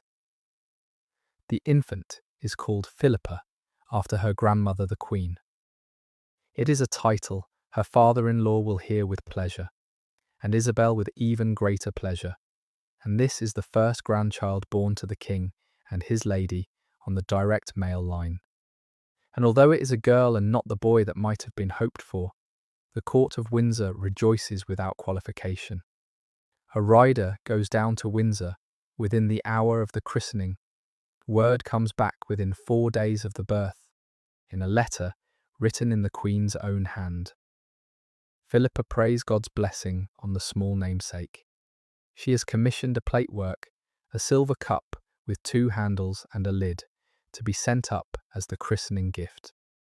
She is very glad, and the young Duchess, sitting up in her bed with the page in her hand, feels the whole warm net of family close around her and her infant, and rests her head against the pillow, and closes her eyes for a moment, and is grateful. The christening takes place at the College of the Newark, in the still unfinished collegiate church of the ducal foundation. Duke Henry himself is there, having ridden down from Leicester Castle only that morning. He holds his granddaughter at the font, and his eyes, as he looks down at her pink face, are the same warm brown they have always been.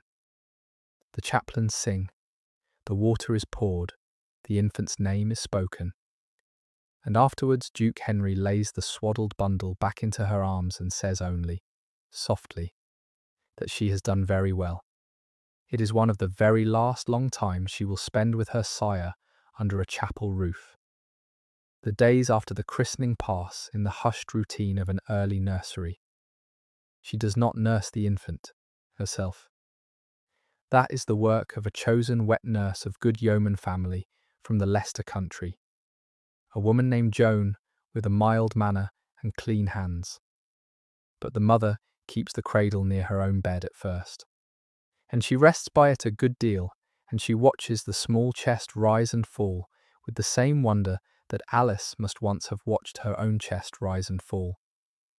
She has her whole span of years ahead of her, and her infant daughter's whole time ahead of her, and she does not think forward, only rests and watches, and now and then puts her finger gently under the tiny curled fist, and feels the fingers close. At the end of 6 weeks, she is churched. The ceremony is held at the same college of the Newark, where her daughter was baptized.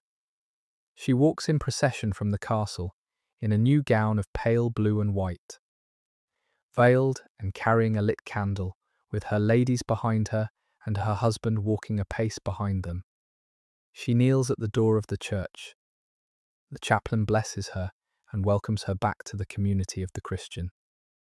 She rises and is escorted to the altar, and hears Mass, and offers her candle, and comes out into the sunlight of a fine May morning as a mother in her own right, restored to the ordinary rhythm of daily use. That evening there is a modest feast in the hall, and John lifts his cup to her health, and she raises her own to his, and the ladies dance for them a round dance. And Katherine Swynford sings a French song softly, with her clear voice. The infant grows steadily. She is called Pippa in the private speech of her mother's chamber, though never Philippa in the Duchess's hearing at court. She is a good baby, a placid baby, quick to smile, slow to cry. The Duchess loves her with the astonished, careful, forever changed love of a first parent, and John, when he is home, sits by the cradle and looks at his girl with the slightly bewildered attention that new sires have shown their firstborn since the world began. It is a happy beginning to a family, and neither of them yet knows how much they will have need of the memory of these first gentle months in the seasons to come. But for now, The tiny chest rises and falls in the wooden cradle by the fire, and outside the window the Leicester spring is turning to summer, and the future of the small one in the cradle, who will one day sit crowned in Portugal at the far side of the world, is at this moment only a matter of soft linen and a wet nurse's lullaby. The second 12-month of her marriage brings a return of pestilence to the country. The mortal sickness that had swept through England 12 winters before her wedding, when she had been only a small girl at Kenilworth, has come back into the country, and although it is not so wide or so terrible as the earlier mortality, it is a heavy visitation, and it takes many people who might otherwise have lived. Among those it takes, in the last cold winds of March in the 12-month we call 1361, is her father, the Duke of Lancaster. She hears of it at Bolingbroke. The retinue is spending the late winter there in the old chalk keep she was born in, and she has come north with her small girl Philippa and her women and her chapel. Her lord is at Windsor with the sovereign. Her sister Maud is far away in Hainault, at the court of her own husband, whom she married 2 winters before. Isabel is dead already, having died herself some seasons before, gently in her closet at Leicester, a loss which her elder daughter still keeps in the softest recess of her memory. So there is no one about her at Bolingbroke of her own blood when the messenger comes. The messenger comes at mid-morning. She is in her solar with Katherine Swynford, working at a piece of embroidery for the chapel of the new ark. The winter light is thin. Small Philippa is asleep in the next chamber. She hears horses in the yard. She hears Dame Alice's voice below. She hears feet on the stair. She rises, even before the message is spoken. She has seen too many messages arrive in that manner in her lifetime, not to know what such a step on such a stair means. Dame Alice comes to the door, and knocks and comes in and stands with her palms folded and her eyes lowered. Behind her stands the messenger, a household knight in the ducal livery, his face grey with the road. He kneels. He takes off his cap. He says, in a plain, steady voice, that Duke Henry has died at his manor of Leicester on the 23rd day of March, of the pestilence, that the funeral is being prepared, that his people have sent word by the fastest rider they had, that the letter he brings is from the steward himself. He holds up the sealed page. She pauses still for the space of 2 breaths. Then she reaches out and takes it. She thanks the knight. She says softly that he must rest and be fed, and that a place must be prepared for him. Then she stands in the middle of the solar with the letter unopened, and Katherine, seeing her, rises softly and comes to her and takes her by the elbow, and she allows herself to be led to a chair and sits down, and only then, in the chair, opens the letter, with fingers that have begun to tremble. The letter is brief and kind.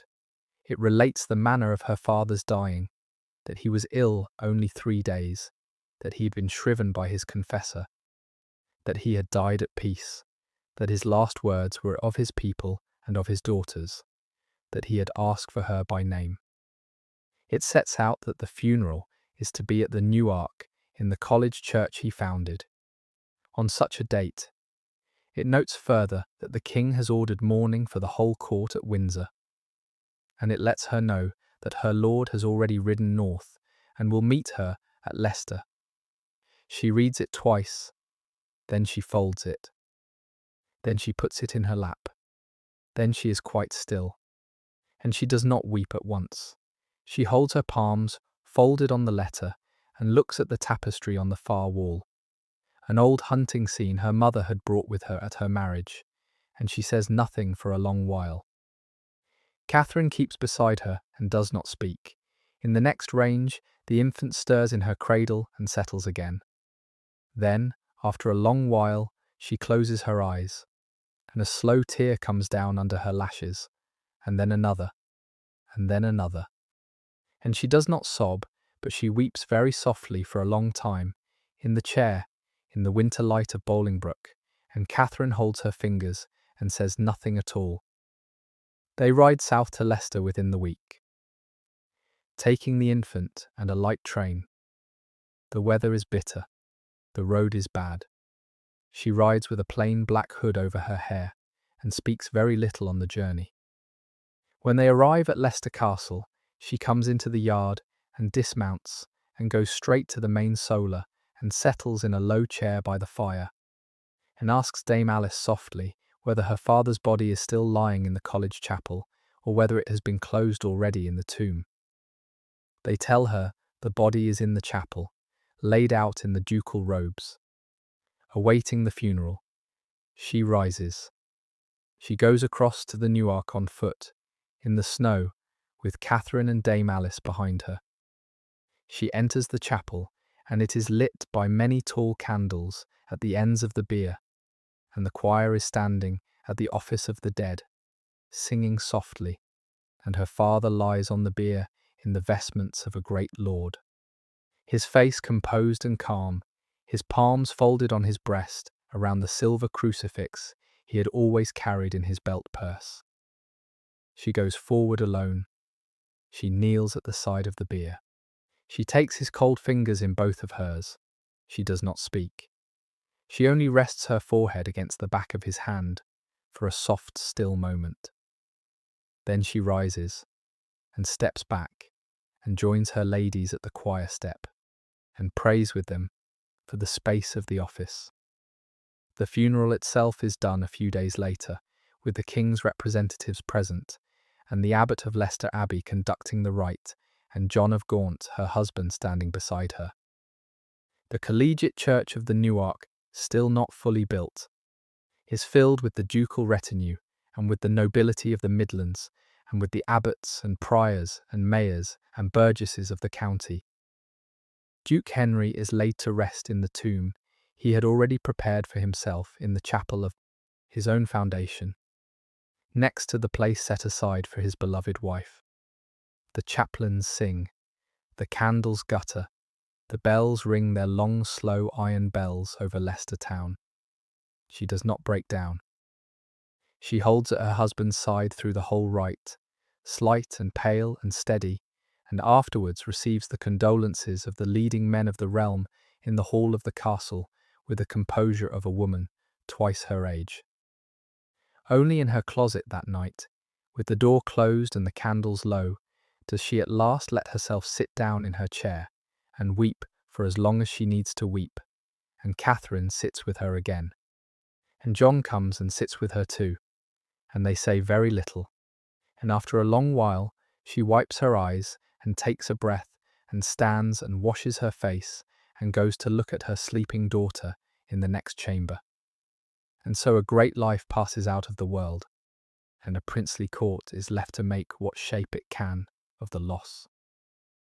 In the 12-month that follows, she keeps her palms full with the business of grief and the business of a court newly the size of a duchy.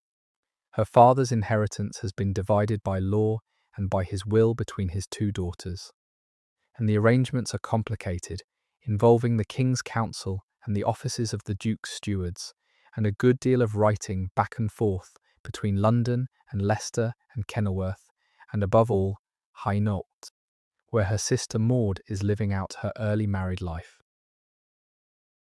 The elder sister is now Duchess of Bavaria and Countess of Hainault and Holland and Zealand, for her husband William has by this time succeeded to that great inheritance across the Channel.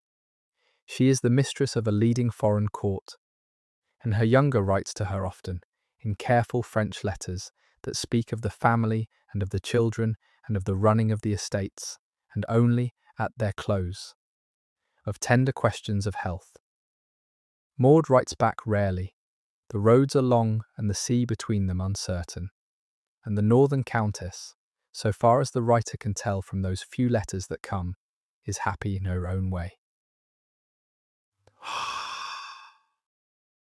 Then, in the second week of Easter, in the year we call 1362, a rider comes from Dover with letters from Hainault. She is at Kenilworth. She has come there to take the spring air and to escape the sorrows of Leicester for a brief season. The rider is not the king's messenger this time, but her sister's own knight, a man in the arms of Bavaria, sent overseas for the purpose. He is exhausted from the road and the crossing. He kneels in the main solar of the castle, in his salt-stained cloak. He hands the letter to her with both palms. She opens it in the solar, with her ladies about her.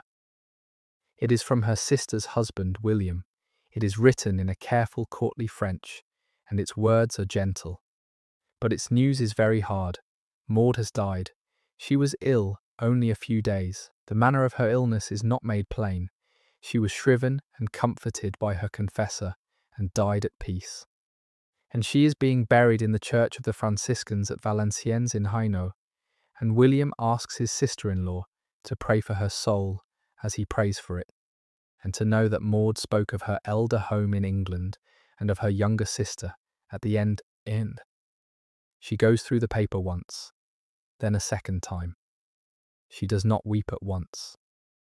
She lowers herself onto the wide stone bench under the window, with her legs suddenly a bit unsteady.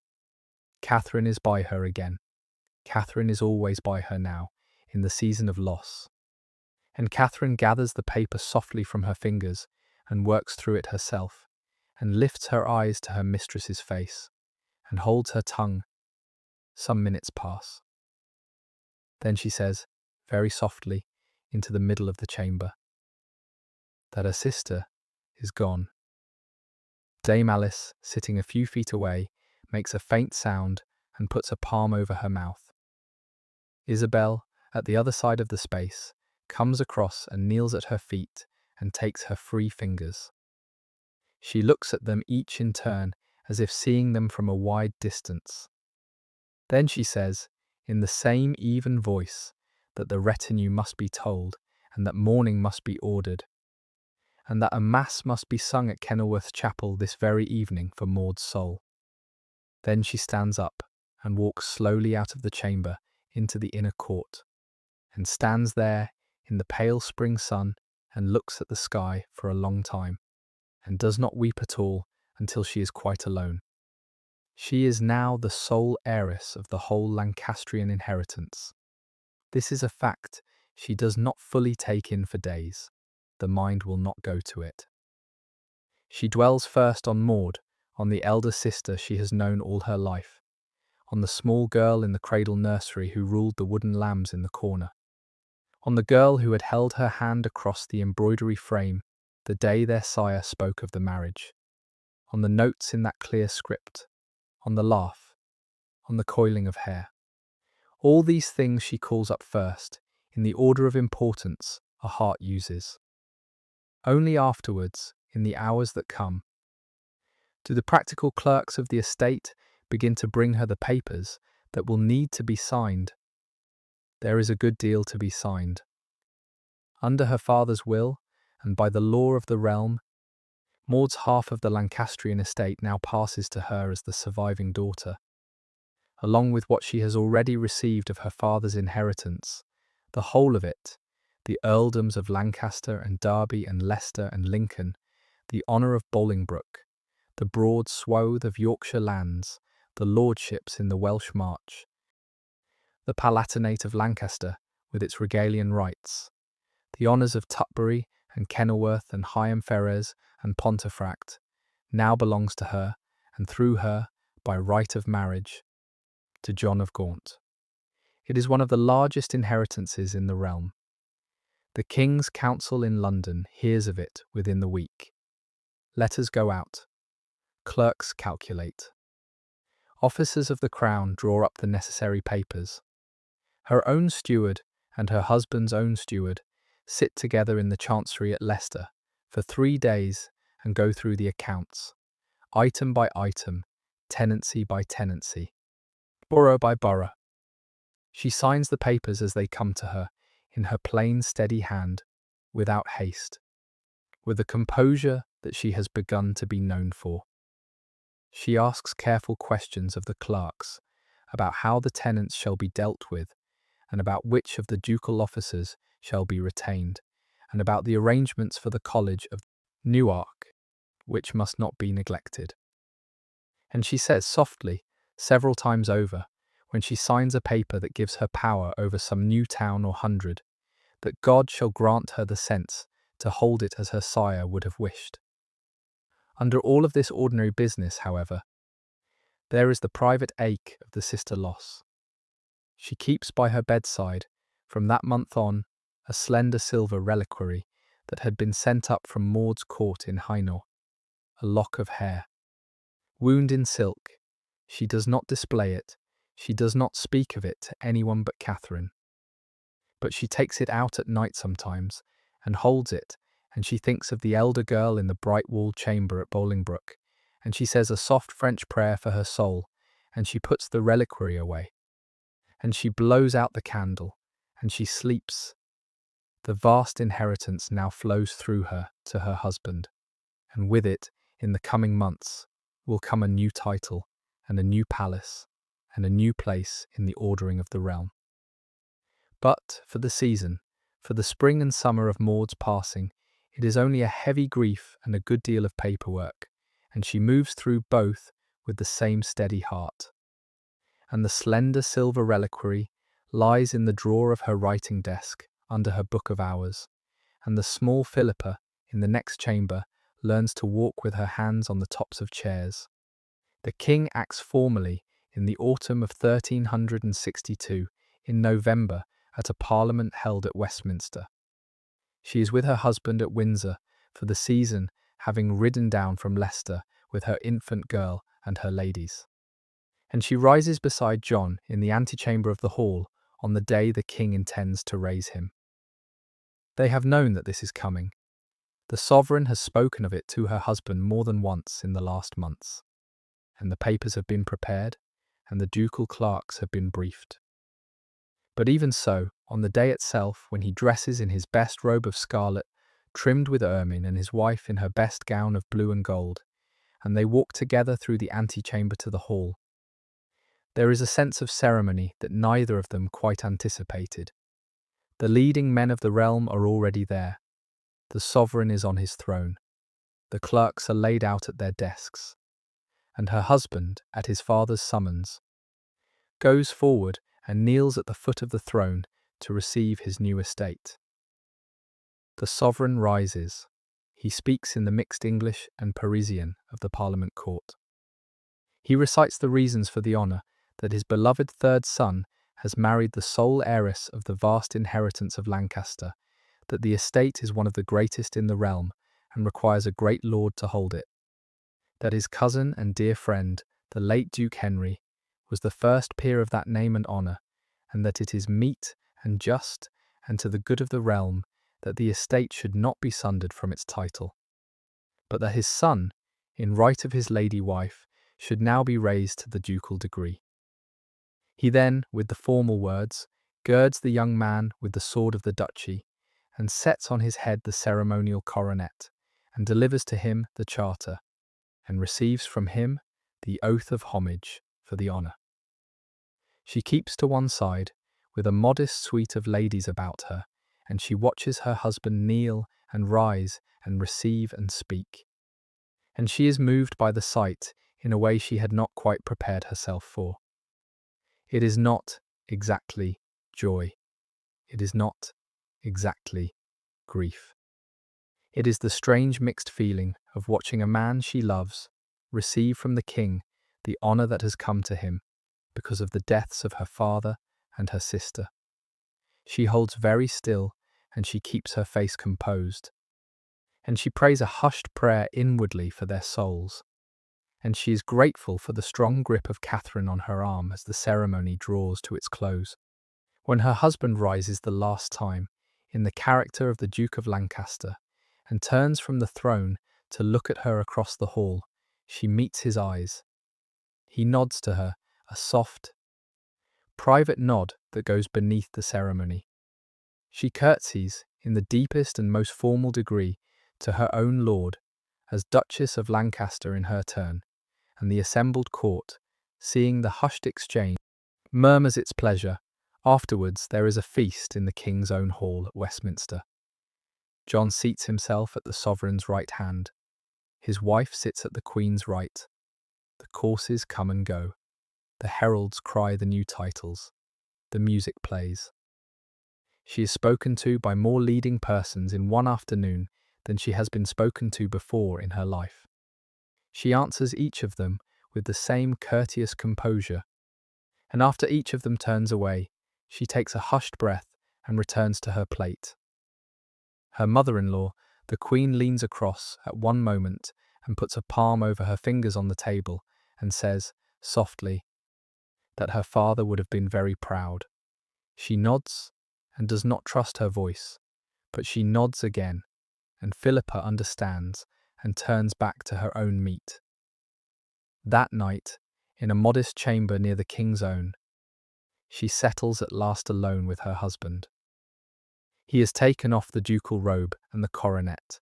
He sits by the fire in a plain dark tunic with a cup of watered wine in his hand. He looks tired. He murmurs softly that he does not deserve all of this, that it has come to him because of her, and that he is aware of it, and that he means to be worthy of it. He means to hold her father's estates as the old lord would have held them, with the care he showed his tenants, and the piety he showed his chapels, and the generosity he showed his poor. He means to be a good master to those tenants, and a good husband to her, and God willing, to give her many more children. He adds, in his plain grave way, that he loves her. She listens. She has heard him speak thus perhaps 3 times in their marriage so far. She takes the cup gently from his palm and sets it down and takes his fingers instead. She says, very softly, that she loves him too, and that she believes him, and that God will help them both. And then they sit together by the fire, saying nothing more for a long, soft, ordinary hour. Outside, the November wind moves along the Thames beyond the palace walls, and the bells of Westminster Abbey ring out over the winter city. And the new Duke and Duchess of Lancaster keep their first evening as the leading house of the realm. In the weeks that follow, the outward signs of the new estate begin to take shape. The retinue is reorganised, new liveries are ordered, a new formal seal is cut for the ducal chancery. The estates begin to receive orders in the new Duke's name. She, at the head of her own closet and her own women, presides gently over her share of the change. She writes personally to the stewards of her father's houses, thanking them for their service and asking them to serve her husband as they served her father. She writes to the master of the new ark, asking him to continue his prayers for her father's soul in the same daily manner as before. She writes to the guardian of her small daughter's nursery to say that they will winter now at Kenilworth. She signs the letters as Duchess of Lancaster, and even the round letters of her signature, in a chamber lit by the low sun of a November afternoon, seem to her, when she looks at them, both familiar and strange. The name that will follow her through the whole of memory has now settled on her shoulders. She is not sorry. She is only a little stiller than she used to be, and a bit more thoughtful of the world outside her own household, and a bit more careful of her infant daughter's cradle, and a bit more grateful for her husband's palm on hers at the end of the day. Among the many seats that come now to John and his lady, as Duke and Duchess of Lancaster, one stands apart from the others in kind. It is not a castle among fields or a manor among woods. It is not a fortified seat on a mound above a village. It is a princely palace on the River Thames, in the very heart of the kingdom, between the walls of the City of London and the Abbey of Westminster. Its name is the Savoy. The Savoy is not, strictly, an ancestral seat of the Lancastrians in the older sense. It came into the family in the time of her grandfather, Earl of Lancaster, before her father was Duke, who acquired it and rebuilt it as his London residence.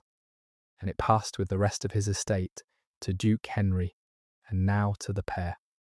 In these years it is the finest private residence in London, so fine that later chroniclers will call it the fairest manor in England. It stands on the north bank of the river, along the Strand Road between the Temple Bar and the town of Charing, with its own water gate on the Thames and its own inner court and its own gardens running down to the river's edge. She first comes into residence at the Savoy in the frost-bound months after John's elevation to the duchy. The retinue has ridden down from Leicester in a long train of wagons for the Christmas court, and they enter the yard of the Savoy on a chilly pale afternoon under a sky the colour of thin milk. The palace is bigger than she remembered it. She has been here once or twice on visits before, but not as its lady. Now, as she rides in beside her husband, the servants of the place line the courtyard in their new liveries, and the steward comes forward with his wand, and she is welcomed as its mistress. The great chamber of state at the Savoy is a long stone hall with a high wooden roof carved with painted bosses. The walls are hung with tapestries. A set of hunting scenes that had been in the palace since Duke Henry's day, and a new set commissioned by John in the last year, showing the deeds of the 9 worthies. The floor is strewn with clean rushes and sweet herbs. At the upper end stands the high table on its dais under a canopy of scarlet cloth of gold. At the lower end are the trestle boards for the retinue. A minstrel's gallery runs across one wall. The private apartments of the Duke and Duchess look out southward over the river. There is a wide chamber for John, hung with green and gold, and set with a curtained bed with silver clasps, and beyond it an inner closet for her, hung with pale blue and rose, and set with a curtained bed and a fine oak writing table and a painted panel of the Virgin above the fire. From the windows of her space she can look out over the Thames and see the wherries and the barges going up and down, and the roofs of Southwark on the far bank, rising and falling in their crooked medieval line. And, on a clear day, the tower of old St. Paul's Cathedral, standing tall above the city to the east. In the mornings, when the sun is low and pale, a shifting silver comes in off the water and up through her window, and falls on the pages of her Book of Hours, and she reads by it. In the evenings, the western sun catches the river with a red-gold glow, and the water for a while is a moving carpet of fire, and the boats on it seem to float in the burnished air rather than on the water. She has never lived in a place where the daily brightness was the brightness of a river. She finds she likes it. The winter court comes into residence at Westminster in these months, and the Savoy is only a short walk or a short boat ride away up the river. Ladies of the court come down to visit her in the afternoons. She goes up to visit her mother-in-law, the Queen, at Westminster in her turn. There are dinners at Westminster with the King, and dinners at the palace with the King and Queen and the ambassadors and the senior lords. There is a Christmas feast at the palace in the 12 days of the season, and John, wearing a robe of white edged with ermine, presides at the high table with his wife at his side, and the board is the finest that she has yet given, with 12 courses and 3 subtleties, and a tall cup of hot spiced wine borne round the hall by the steward at the beginning of each course. Poets come to the Savoy. John has begun in these years to gather about him a compact circle of clerks and writers, and he keeps at his table an interest in verse and in learning that is understated but real. There is an English clerk in his service called Geoffrey Chaucer, a man of about 5 or 6 years older than the Duchess, quick-eyed, of a modest bearing, the son of a London vintner, who has been in the king's employ since he was a boy, and has come now, by degrees, into the ambit of the Duke of Lancaster. Chaucer takes his place at the lower board of the palace that Yuletide. He does not yet speak to her often, but he watches her, softly, as poets watch, and he stores away in his mind what he sees. She, for her part, is friendly to him as she is friendly to all the clerks in her husband's service. She reads a slim piece of French verse he has translated. She thanks him with a small smile. He thanks her back and bows and goes back to his corner of the hall, Neither of them can know what will pass between his pen and her memory in the years to come. The Savoy is also the centre of a busy commercial world. The rents of the ducal estates flow into its counting houses. The wool merchants and the silk mercers and the goldsmiths of London come to its counting hall to conduct their business. Ships put in at its watergate with bales of Flemish cloth and casks of Gascon wine. From her upper window, she watches the steps below and sees the barges and the men in cloaks and the boys running with parcels, and she feels the pulse of a bustling city under her palace as she has never felt it before. At the close of that first cold spell at the Savoy, when the Christmas court has scattered and the ladies have gone home and the palace is stiller, she pauses one evening at her window with a book of hours in her palm and looks out over the Thames. The river is running high with rain. A single barge, lit by a torch at its stern, is moving downstream toward London Bridge. The bells of Westminster Abbey are ringing across the water for Compline. She closes her book and sets it on the sill and rests her fingers on it and stands a while and thinks, softly, that of all the places she has now lived in as Duchess of Lancaster, this one, with its river, its light, its poets, its bells, its city, will not be the one she loves most. But it will be the one where the outward business of her life is most fully seen. It is a place for a noble lady of the realm. She is one. And so she lives in it, and orders it, and, in her way, softly, makes it her own. The Savoy has, in these first years of her residence, a compact society of its own that she comes to know well.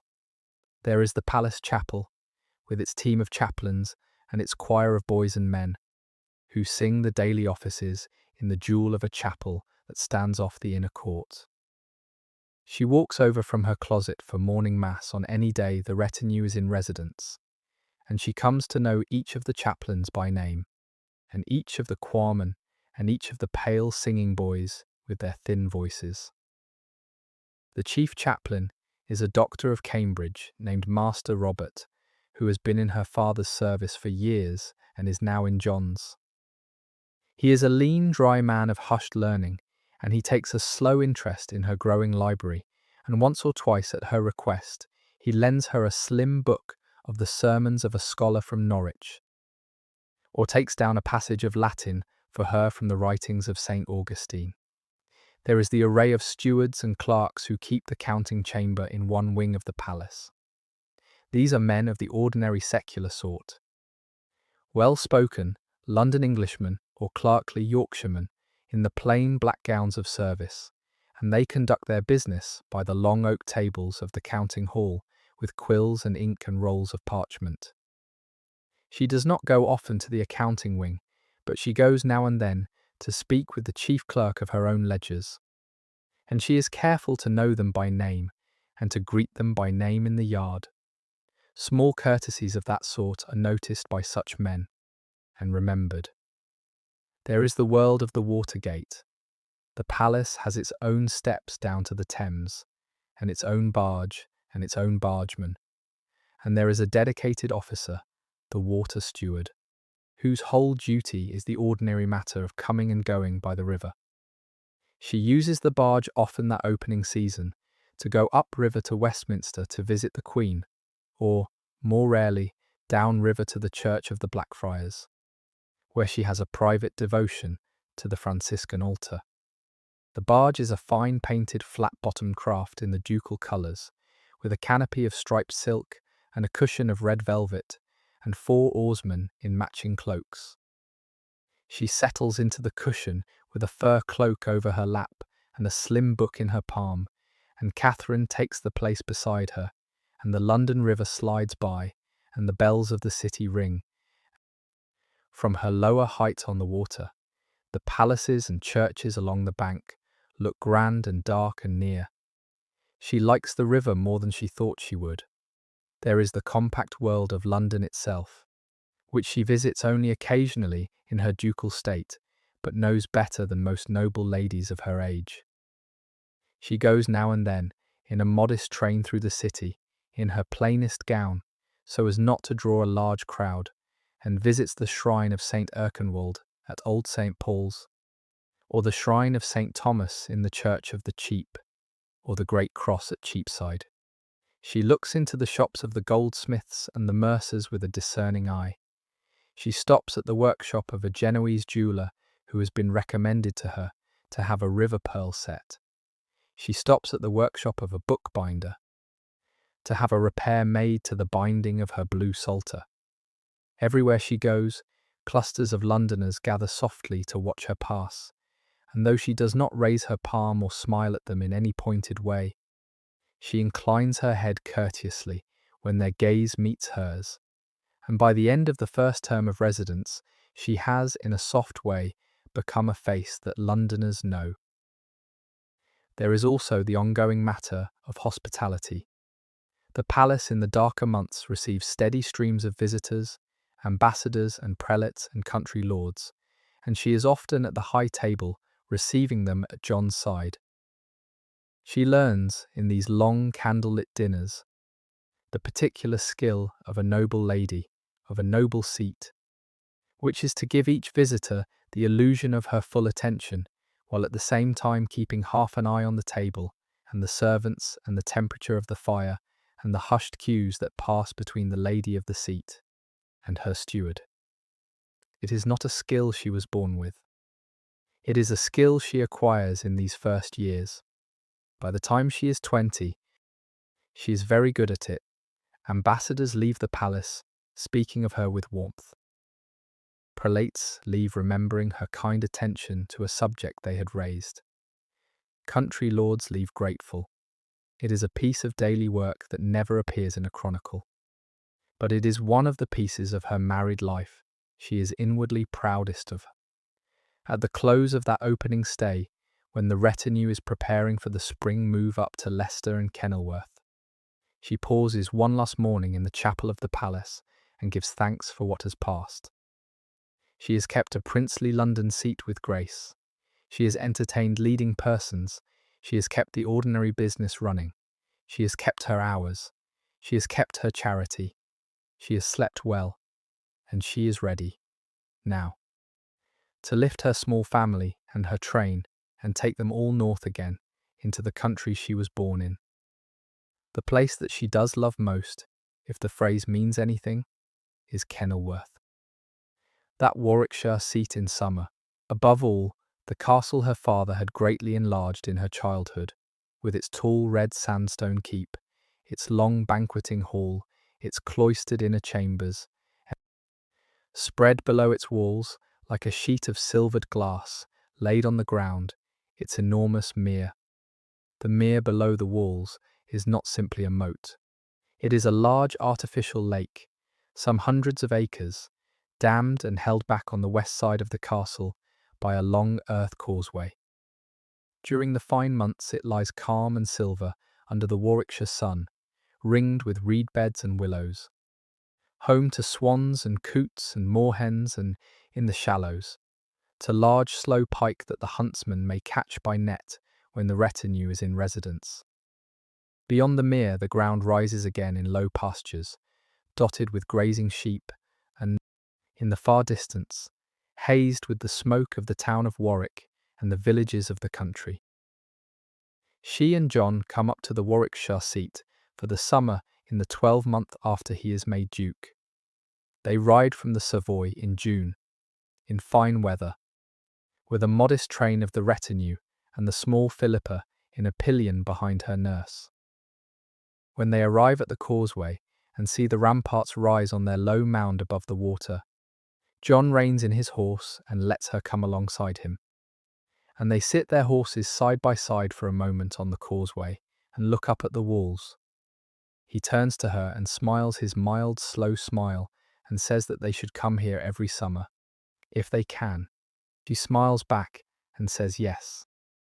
The stay that follows is a season she will keep as one of the closest memories of her married life. The days are long and mild. The sky is high. The mere below the castle is a moving mirror. The gardens within the walls, planted with beds of pinks and gillyflowers and rosemary, are at their most fragrant. And the retinue, freed for a season from the winter business of the Savoy and the winter court, drops into a slower and warmer round. In the mornings, after prayers and a light breakfast in her closet, she often walks out into the inner court and down to the mere gate, and stands there with her ladies and looks out. The reflections in the lake are very fine in the low morning light, the towers upside down in the silver, the swans doubled, the sky repeated. She waits, slight and still, and lets the peace of it come into her. Sometimes John comes with her. Sometimes he is elsewhere, at his falcons, at his horses, at his estate business. He is much happier here than he is at the Savoy, and it shows in his face. The pleasance is another thing entirely. Duke Henry, in his last winters, had begun to lay out a formal garden on the far side of the lake, reached by boat, and called it the Pleasance. It is a place set apart from the ordinary walls, a modest pavilion of timber on a walled square of ground, with beds of flowers and a walk of gravelled paths and a fountain in the centre. She loves the Pleasance. In the afternoons of the hot months, she often has herself rowed across the mere in a shallow, flat-bottomed boat, with 2 or 3 attendants, and spends an hour or 2 there, working at her needle in the shade of the pavilion, or reading her book of hours by the fountain, or simply sitting on a stone bench with her eyes closed and listening to the fountain's whisper. Small Philippa comes with her sometimes, in a nurse's arms, and later, when the girl is a bit older, toddles on the paths in her soft linen gown and tries to catch the butterflies in her plump palms. There is falconry in the summer at Kenilworth. John is very fond of his hawks, and he keeps a set of fine peregrines and merlins in the castle's mews, and he takes them out with a compact party of men most fine afternoons. She does not much fly hawks herself, but she rides out with him sometimes on her palfrey, and watches from the saddle as the birds strike a heron or a magpie in a wide field, and she claps politely, and John, catching her eye, smiles across at her. It is an ordinary pleasure of married life, and neither of them expects more of it than that the dresser. There is fishing in the mere. There are boat parties in the calm evenings, when the ladies of the retinue are rowed out on the lake and sing French songs together, with the men's voices joining from a second boat. There is a summer feast in the hall at midsummer, with green boughs of oak and beech hung along the beams and garlands of wild flowers over the doors, and a piper playing from the minstrel's gallery. There is a long, lazy hour in the gardens at the end of each day, when the light lowers and the swifts scream over the towers and the bats begin to flick across the mere. In these Warwickshire summers, she is as happy as she will be in her married life. She has her husband more of the time than she has him in London. She has her small daughter close. She has her books and her needle. She has Katherine at her side, and Dame Alice, and the close circle of her ladies. She has the mere below the ramparts, and the Pleasance beyond its far shore. She has the light of an English summer, and the smell of the gillyflowers, and the taste of a bowl of fresh raspberries with cream in her closet before bed. At the close of that time, when the retinue is preparing to move again to Leicester for the autumn, she pauses one last morning at the mere gate and looks out over the lake. It is still, the swans are moving in a slow line along the far reeds. A single flat boat is drifting under the willows. She waits, slight and still, and thinks, as she often muses in these seasons, in the ordinary soft way that a wife does, that if God grants her many summers, she should like to spend a good many of them by this bright shore. And then she turns and goes back inside to see her wagons packed, and the sun rises higher over the mere, and the balmy months begin their slow slide into autumn. In the seasons that follow, the retinue comes back to the Warwickshire castle every warm month that it can, and her fondness for the place only grows. Each visit becomes a slightly different one in her memory.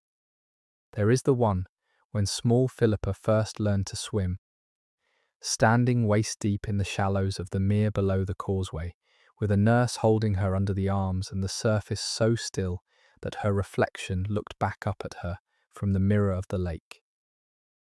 There is the one when a tall heron built its nest in the old willows on the far bank, and could be watched every morning stalking through the reeds.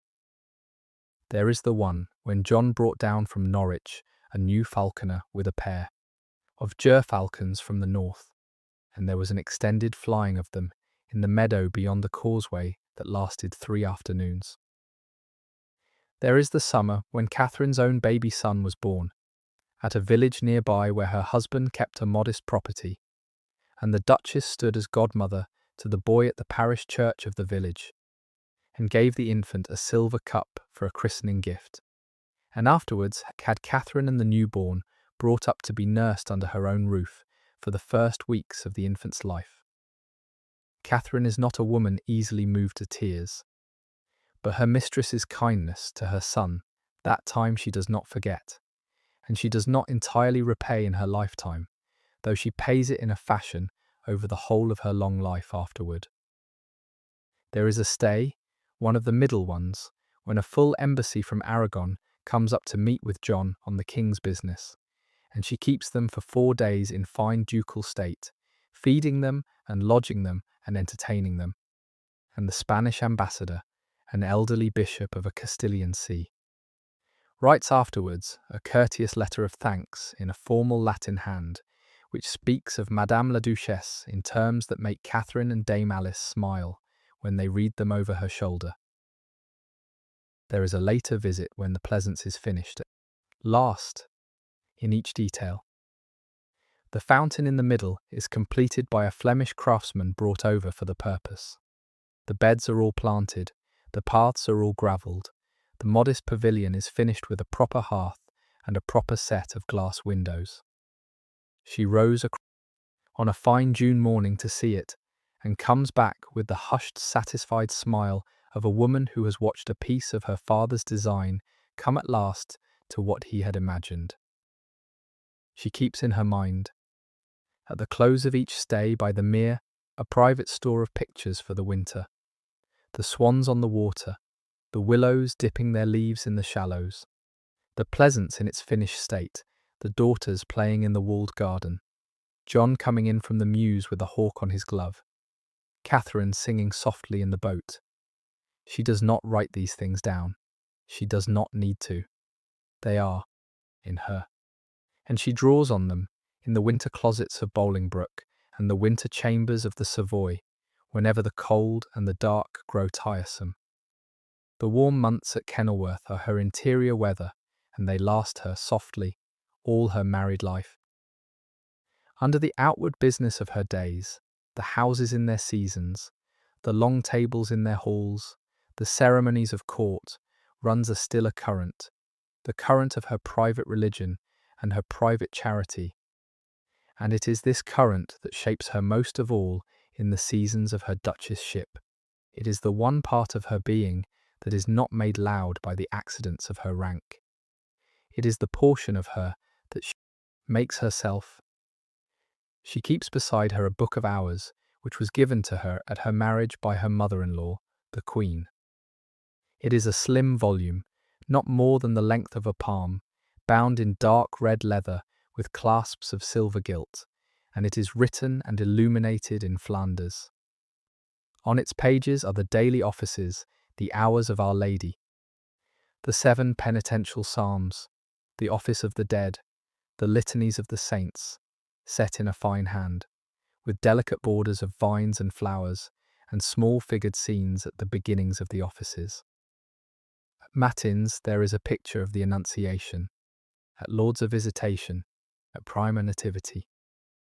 She uses this psalter each day, morning and evening, and knows most of its offices by heart, but she still likes to have the pages open at the right place, to see the bright image, to touch the smooth vellum with her thumb as she prays. She keeps it in a silk bag when she is not using it, and when she travels, it goes in her belt, purse. She has other volumes also. In her private chest at Leicester lies a book of holy medicines, a fair copy in her sire's own hand, or so the tradition of the retinue says, entrusted to her by him a season before his death, which she reads slowly, chapter by chapter, over her seasons as Duchess, and takes into herself as she reads.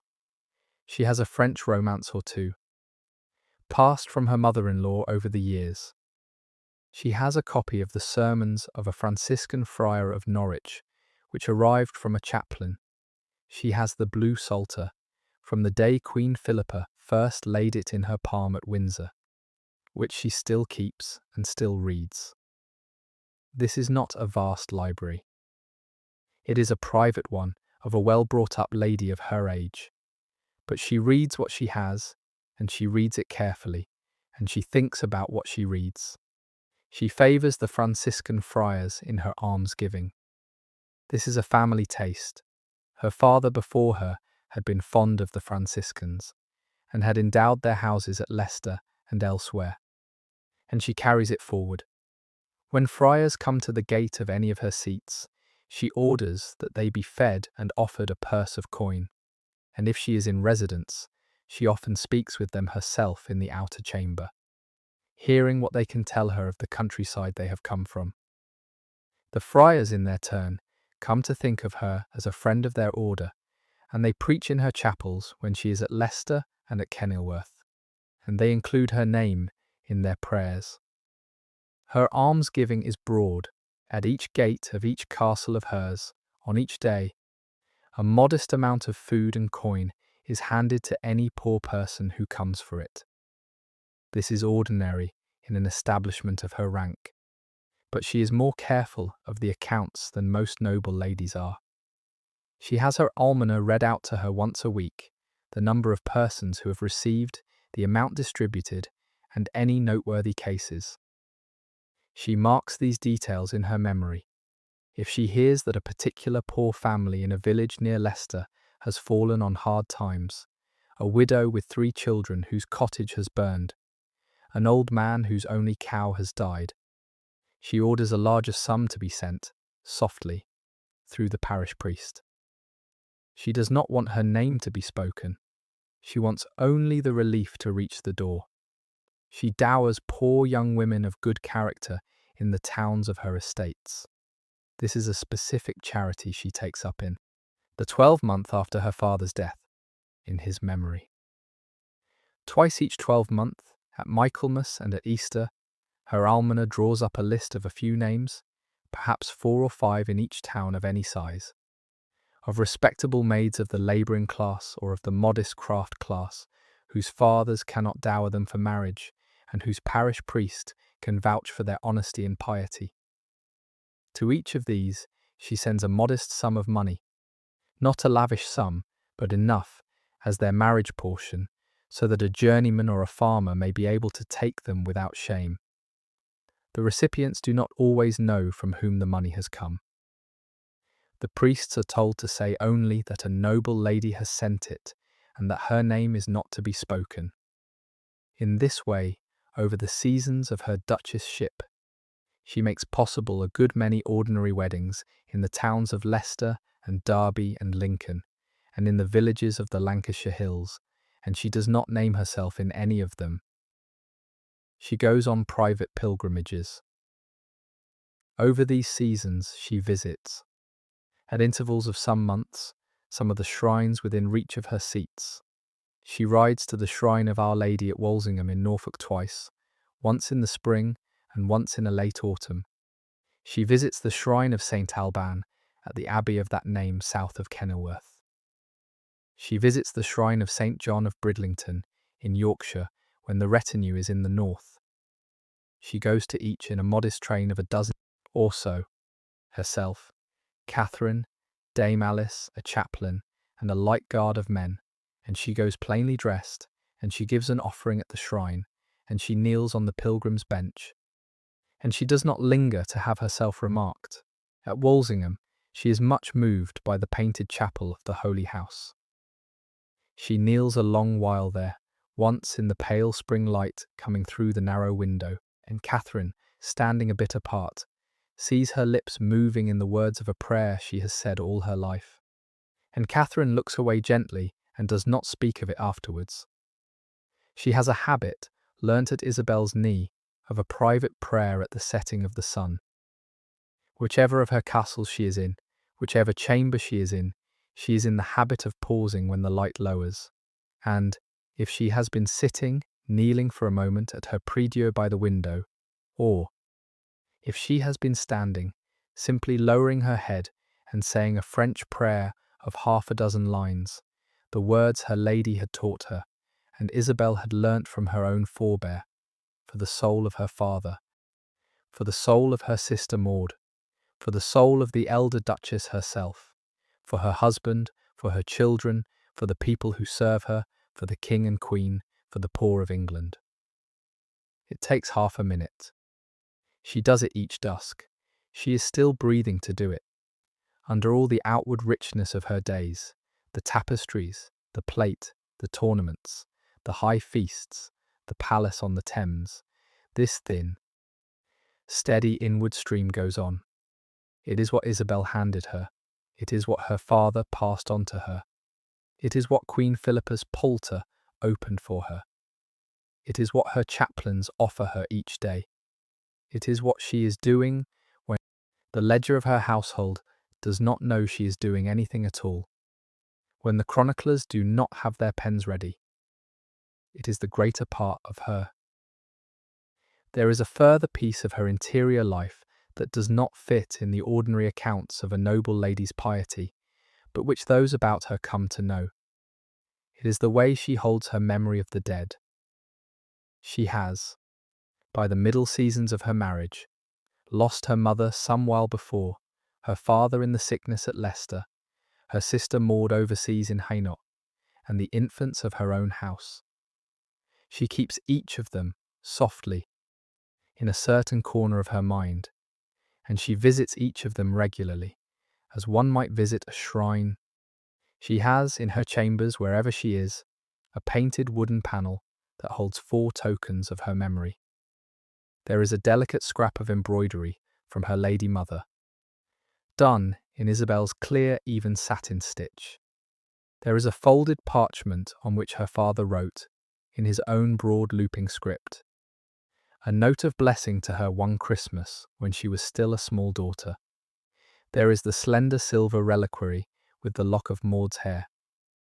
There are the styles of the babes who did not live, written in her own steady script on a narrow strip of vellum tucked into a corner of the panel. She looks at this panel each evening after her private prayer at sunset.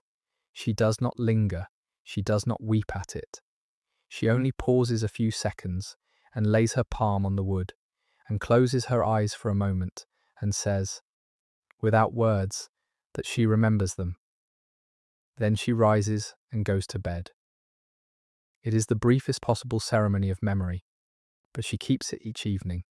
She is alive to keep it, and Katherine, who lives closest to her, comes to know it as one comes to know the sound of a friend's footfall on a stair. There is a further piece of her inner life. She keeps by her, in a slim chest by her writing table, a folded sheet of paper on which she has written, over many seasons, the graces she is grateful for. She began the practice in her first 12-month of marriage, on the suggestion of Sir William, her chaplain, who had read of it in the works of a hermit of the desert. She writes on the paper, once a month or so, in a careful hand, the modest graces of the season, that her small daughter has learnt to say a new French word, that the ash tree in the yard of Leicester has come into leaf, that the almoner has told her of a poor widow who has been placed in a cottage, that the harper in the hall has learnt a new French song, that John has come home safe from a journey, that her monthly courses are as they should be, that she has read a chapter of her father's book and been comforted by it, that her personal servants are well and quarrel little, that the friar from the Norwich house has come this month again to preach in her chapel, that a kitten has been born in the kitchen and is being kept. She reads the sheet over sometimes, in a hushed hour, and is grateful. It is not much of a document. It would not make a chronicle. But it is her real inner ledger, kept in the ordinary honest way that the greatest of her lady's teachings said all such ledgers should be kept. There are, along with these gentle private disciplines, the public habits of her charity. She does not wear her plainest gown on charitable errands to make a point. She does not visit the sick with a large crowd of ladies to have herself seen. She does not have her almsgiving accounted in Parliament rolls. But each day of her married life, in each seat of her residence, alms are given at the gate in her name. Each 12-month, at Michaelmas and at Easter, the modest dowries she gives are drawn out and paid. Every month, on the 7th day of the month, a candle is lit in her chapel for the small graves. Each evening, at sunset, the French prayer is said. Each fortnight, she is shriven by her confessor. On Sundays, she hears Mass with her people and takes the host at the high feasts of the season and kneels at the chapel step with her ladies about her. It is not a heroic piety. It is not the piety of a mystic or a nun or a great preacher's convert. It is the ordinary steady piety of a well-raised English lady of her age, kept faithfully and without fuss. And it is the shape of her inner life from her wedding to her death. It is what she was in her closet, when the ducal ledger did not know her. In the winter, after her 21st birthday, when the retinue is at Kenilworth, she is confined in the main solar, above the mere and delivered of a second daughter. The little one is slight, but strong, and she cries lustily from the first hour. She is named Elizabeth. She is baptized in the chapel of the castle by John's own confessor, and her godmothers include a lady of the Queen's household and Katherine Swynford at the mother's own request. Elizabeth grows into a bright, dark-eyed girl of quick temper and quick affection. She is not like her elder sister Philippa. Philippa is placid and biddable, and slow to cry. Elizabeth is sharp and merry, and easily moved, and she wakes the whole household with her laughter when she is happy, and with her fussing when she is not. The Duchess loves her two daughters in the fair, even way of a woman of her sort, but she recognises in Elizabeth something of her old nurse Alice's warmth, and she smiles a good deal at the small head bent over a wooden doll on the rush-strewn floor. The chambers of the young ones are enlarged now. Running alongside the older set, there are 2 wet nurses instead of 1. There is a second low chair by the fire, and a second cradle, and a bright new panel of a saint on the sill.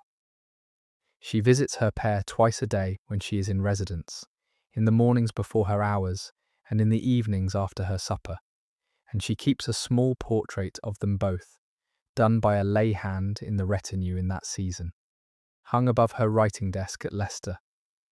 But not each birth in this house is a birth that ends in a cradle set aside for growing.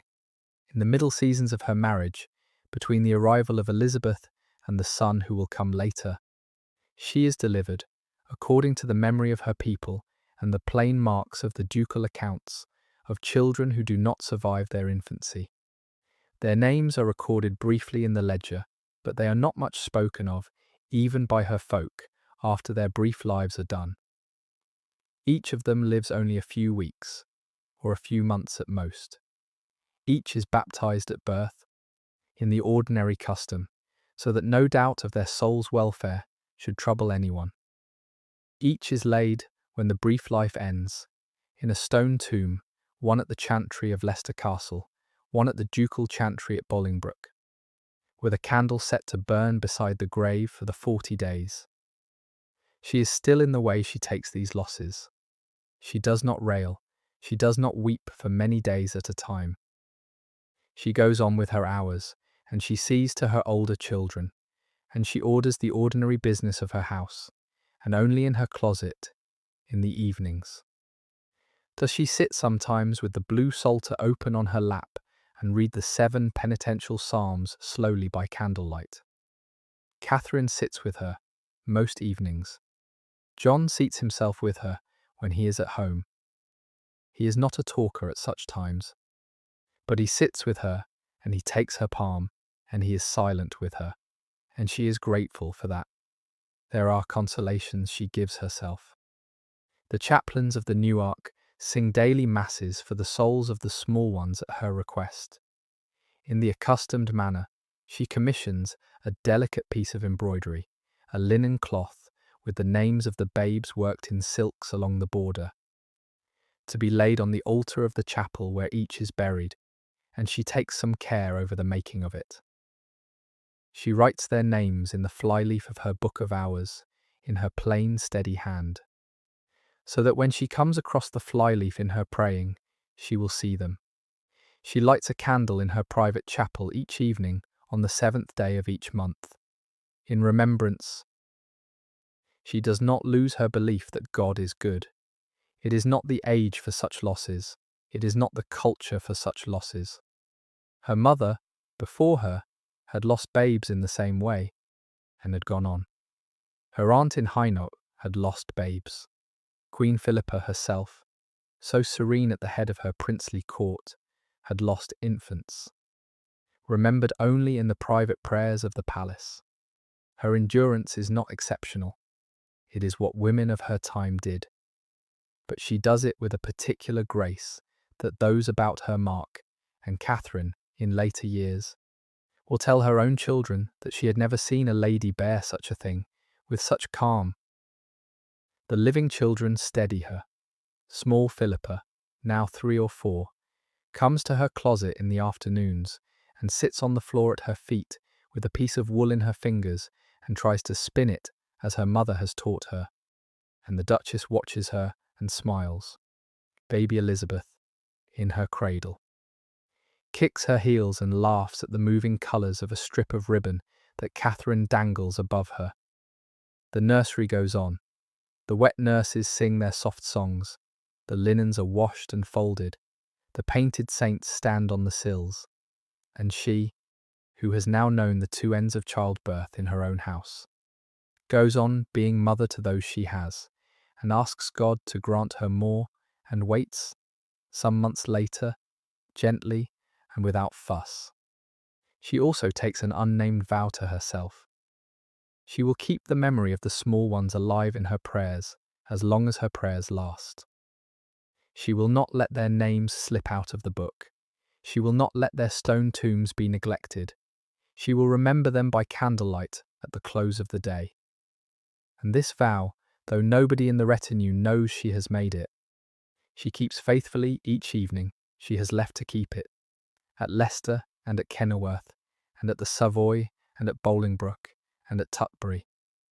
And this too, though it stands in no chronicle, is a piece of the true shape of her. There are years when the retinue spends the deep cold not in London or at Leicester, but back at Bolingbroke, the Lincolnshire castle she was born in, and she loves those stays in a colder, stiller way than she loves the summers at the Mere. The Lincolnshire seat in the freezing months is not a fashionable house. There is no court to it. There is no river with its shifting glimmer. There are only the wolds and the fen, the low walls of the old chalk keep, and the smoke of the household fires going up into a wide grey sky. The retinue comes north on horseback, and by wagon in the last days of October, when she is about 22, a fine crisp autumn, the leaves in the wolds burning red and yellow, the sky brittle blue overhead. She rides in with a train of retainers and ladies and her 2 small daughters, wrapped in fur cloaks against the wind. The place is prepared for her by the resident permanent staff of the castle, a steward, a chaplain, a couple of resident knights, a few maids and grooms. And when she comes into the yard, the fires are already lit in the main solar, and the smell of roasting mutton from the kitchen is coming out of a side door and a black dog. She remembers from her last visit, runs across the cobbles to greet her. The main solar of the old chalk keep is a long hall with a fine oak roof, hung on the cold months of her visit with the old family tapestries she has known all her life. The hunt with the boar, the ladies at the fountain, the 2 lions rampant that her grandfather had commissioned. A wide hearth on the west wall keeps the space warm. In the corners stand her mother's old chests, which she has left here for the sake of continuity. On the sill of the deep window stands a painted panel of the Virgin she remembers from her nursery years. She lowers herself and closes her eyes for a moment and lets the childhood that the place come back around her. Katherine, watching, smiles softly and goes about the ordering of the ladies without disturbing her. The frost-bound stretch in the Lincolnshire wolds is a time of gentle daily pleasures. The days are short, the nights are long, the house draws in on itself. In the mornings, when she opens the shutter of her closet, the walls outside are white with hoarfrost, or, in the deepest weeks, with a smooth new fall of snow. And the smoke of the village below rises up straight in the still air. She dresses in her warmest gown of dark blue wool with a lining of miniver. She wears heavy woolen hose and soft leather shoes. She has a fur hood in her hand for the yard. She goes down to the chapel, in the yard for morning mass with her ladies. All of them cloaked, their breath a white puff in the crisp air. She takes her breakfast in her closet, bread and cheese, and a hot cup of ale with a touch of cinnamon in it. She does the business of her household with Dame Alice. She writes her letters to John, who is often at the Savoy or on the king's business in the north, to her mother-in-law the Queen, to the Abbot of Leicester, to the Master of the Newarke, to her small daughter's godmother, to her tenants. She hears her chaplain on any matter he has for her. She looks at the accounts. In the afternoons, if the weather is fine, that is to say, dry and only crisply frosty, she rides out with a compact party. She rides through the villages of the honour of Bolingbroke, along the frozen fen edge, up onto the low ridges of the wolds. She rides in a fur cloak and a hood and thick gloves, and the ducal hound and its friends trot beside her. She stops sometimes at a tenant's cottage, the seat of an old knight who has served the family for 2 generations, the home of a widow of the village, and dismounts and sits by their fire and drinks a cup of light beer and asks after their health and their children. She is known now in the country round about as a gentle mistress, and small children in the villages, hearing her horses on the road, come to the doors of their cottages to see her go by. There is hunting under the bare trees. John comes north for a fortnight in the deepest of the frost, and takes the retinue men out with the hounds after deer in the coppice woods of the fen edge, and she rides out with him one bright morning on her steady mare, and watches the men and the hounds move under the leafless oaks. The air is sharp, the sound of the hounds is thin and clear.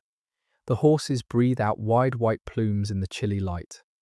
She is happy to be here, and John is happy to be here, and the whole hushed day feels to her. Later, like the ordinary content of a marriage well kept. There is Christmas. The Yule feast here is not a full state feast in the manner of the Savoy. The company is fewer. The guest list is a matter only of local gentry, and the retinue men and the chaplains and the Abbot of Bardney and 1 or 2 of her cousins from the Beaumont line, but it is warm and long and gentle. There is a heavy Yule log brought up from the woods on Christmas Eve, drawn by a pair of oxen and set to burn in the hearth of the hall. There is a boar's head brought in on a wide platter garnished with rosemary and greens. There is a wassail cup borne round by the steward. There is a mummers' play performed after dinner, the retinue men, in which one man in a false beard plays King Solomon, and another in a false horn plays the King of the East. The couple sit at the high table and laugh softly, and the small daughters sit on the bench beside them and look at the mummers with round astonished eyes. There is a round dance in the hall after the play, and the ladies and the retainers move together through the figures, and the pair dance the first measure themselves. She is in a gown of deep blue and gold. John is in a doublet of the same colour with a silver girdle. They dance well together. They have danced together at many hall dances by now. The days between Christmas and Twelfth Night are given over to gentle hospitality. Friends of the family riding in from other Lincolnshire seats to stay a day or two, hushed entertainments, walks in the snowy garden within the walls, a hunting outing with the local gentry on a fine day.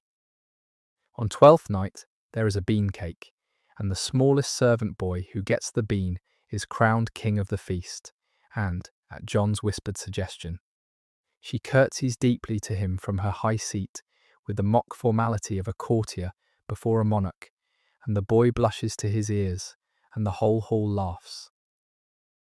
At the end of it all, when the round turns and the Lenten days begin, she pauses one still morning at the window of her closet and looks out at the frozen fen, and thinks that this chalk seat is a good house to keep in the depth of the frost, and that she is glad it's been kept in the family. She has been born in this place. Her father and her lady, and her sister and her ancient grandparents have known this castle. Her two small daughters have played on the flags of its hall this Christmas. She hopes in her heart that God will grant her many more such stays here.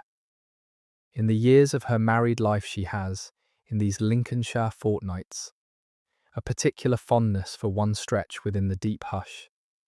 It is the interval after Christmas and before the Lenten austerities begin, when the retinue is at rest in the deepest quiet of the 12-month, and the ordinary business of the estate is folded down, and the visits and the feasts are done, and the country round the castle is at its whitest and stillest. In that fortnight, if the company is at Bolingbroke, she wakes each morning to a chamber, icy enough that her breath steams in it before the fire is lit, and lies for a moment under her thick coverlet of miniver and blue wool, and lets the stillness hold her. She wakes. She puts on her gown of dark blue wool. She listens to the office in her closet. She crosses through the snowy yard in her fur cloak to attend mass. She breaks her fast alone. She works at her correspondence. She reviews the ledger with the steward. She reads a passage of her sire's volume by the hearth.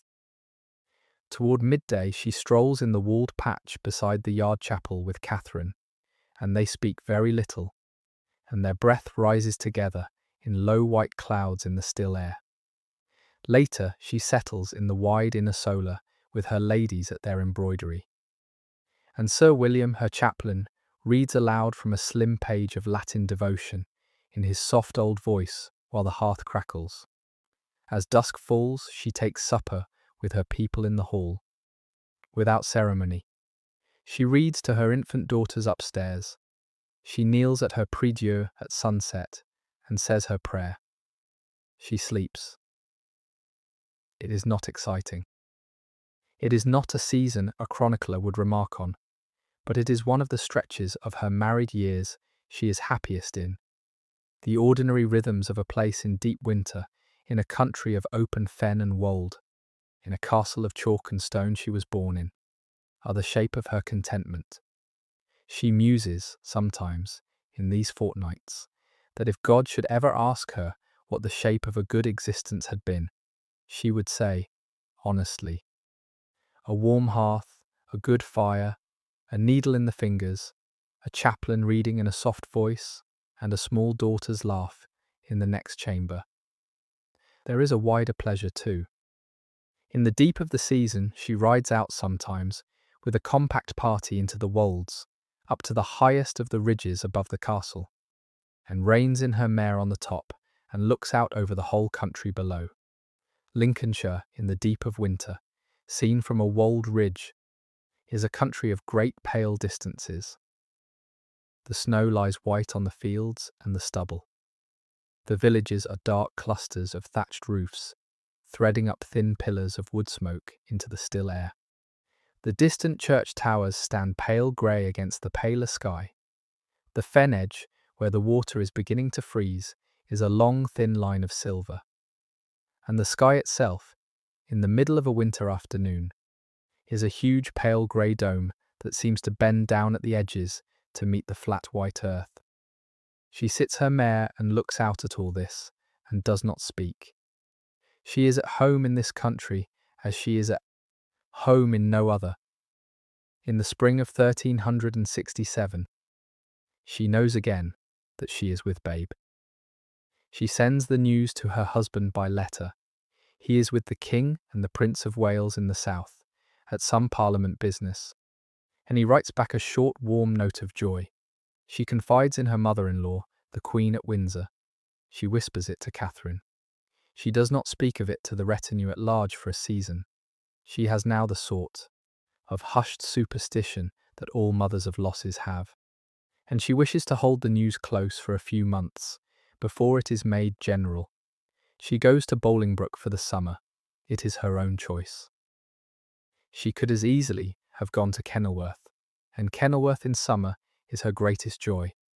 But she has a hushed notion, not entirely explained even to her own mind, that she should like this Babe to be born in the seat where she herself was born. She rides north in the fine days of May, with her ladies, with her 2 small daughters, and settles in the main solar at Bolingbroke to wait out the summer and the autumn and the beginning of the winter until her time comes. The season passes softly. She minds her health, but is not sequestered. She rides in the wolds, in the peter. Cool mornings. She sits in the garden in the afternoons with her book of hours. She walks with her daughters in the walled garden by the chapel, and lets them pick sprigs of rosemary for her closet. She embroiders on a piece of linen, a swaddling cloth for the coming Babe, with the motifs of the 4 evangelists at its corners. She is content. Her health is good. Her strength holds. The clerks report her household as running smoothly. Dame Alice's face relaxes over the summer. John comes north to see her in September, when the harvest is being gathered in the Lincolnshire fields below the castle. He stays a fortnight.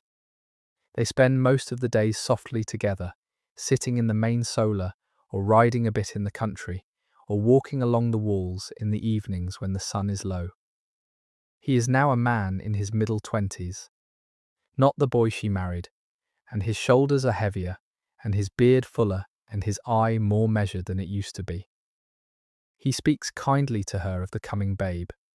He tells her, one evening, sitting on the wide stone bench in her space, that he prays God for a son this time, because a vast inheritance such as she has brought him would sit better in the world with a boy to carry it forward. She answers gently that God will decide, and that she will love the little one, whatever it is. And then, more softly, that she should like a son too. And John smiles. He leaves for the King's Court again in the middle of October.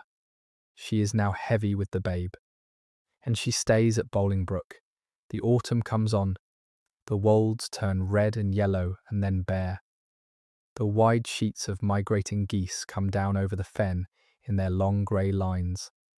The people at the castle prepare for the confinement. The chamber at Bolingbroke, where she is to be confined, is the very one on the upper floor of the inner range, where Isabel had lain in with her 22 winters before. She has arranged this on purpose. She has had the old chest of Isabel's linen brought out. She has had the old painted panel of the Virgin set on the sill again in its old place. She has had a narrow tapestry of a garden scene, one she remembers from her childhood, taken from its chest and hung on the west wall. She has made the space into a very close copy of what she has been told the elder Duchess made of it. It gives her a curious hushed comfort to lie here. Her lying in comes in the deep of the frost, snow on the ground outside, the birds hopping in the yard for the crumbs the kitchen boys throw for them, the long nights stretching heavy over the wolds. After a long day and a night of labour, in the last of the darkness before the pale grey dawn, a boy is brought into the chamber.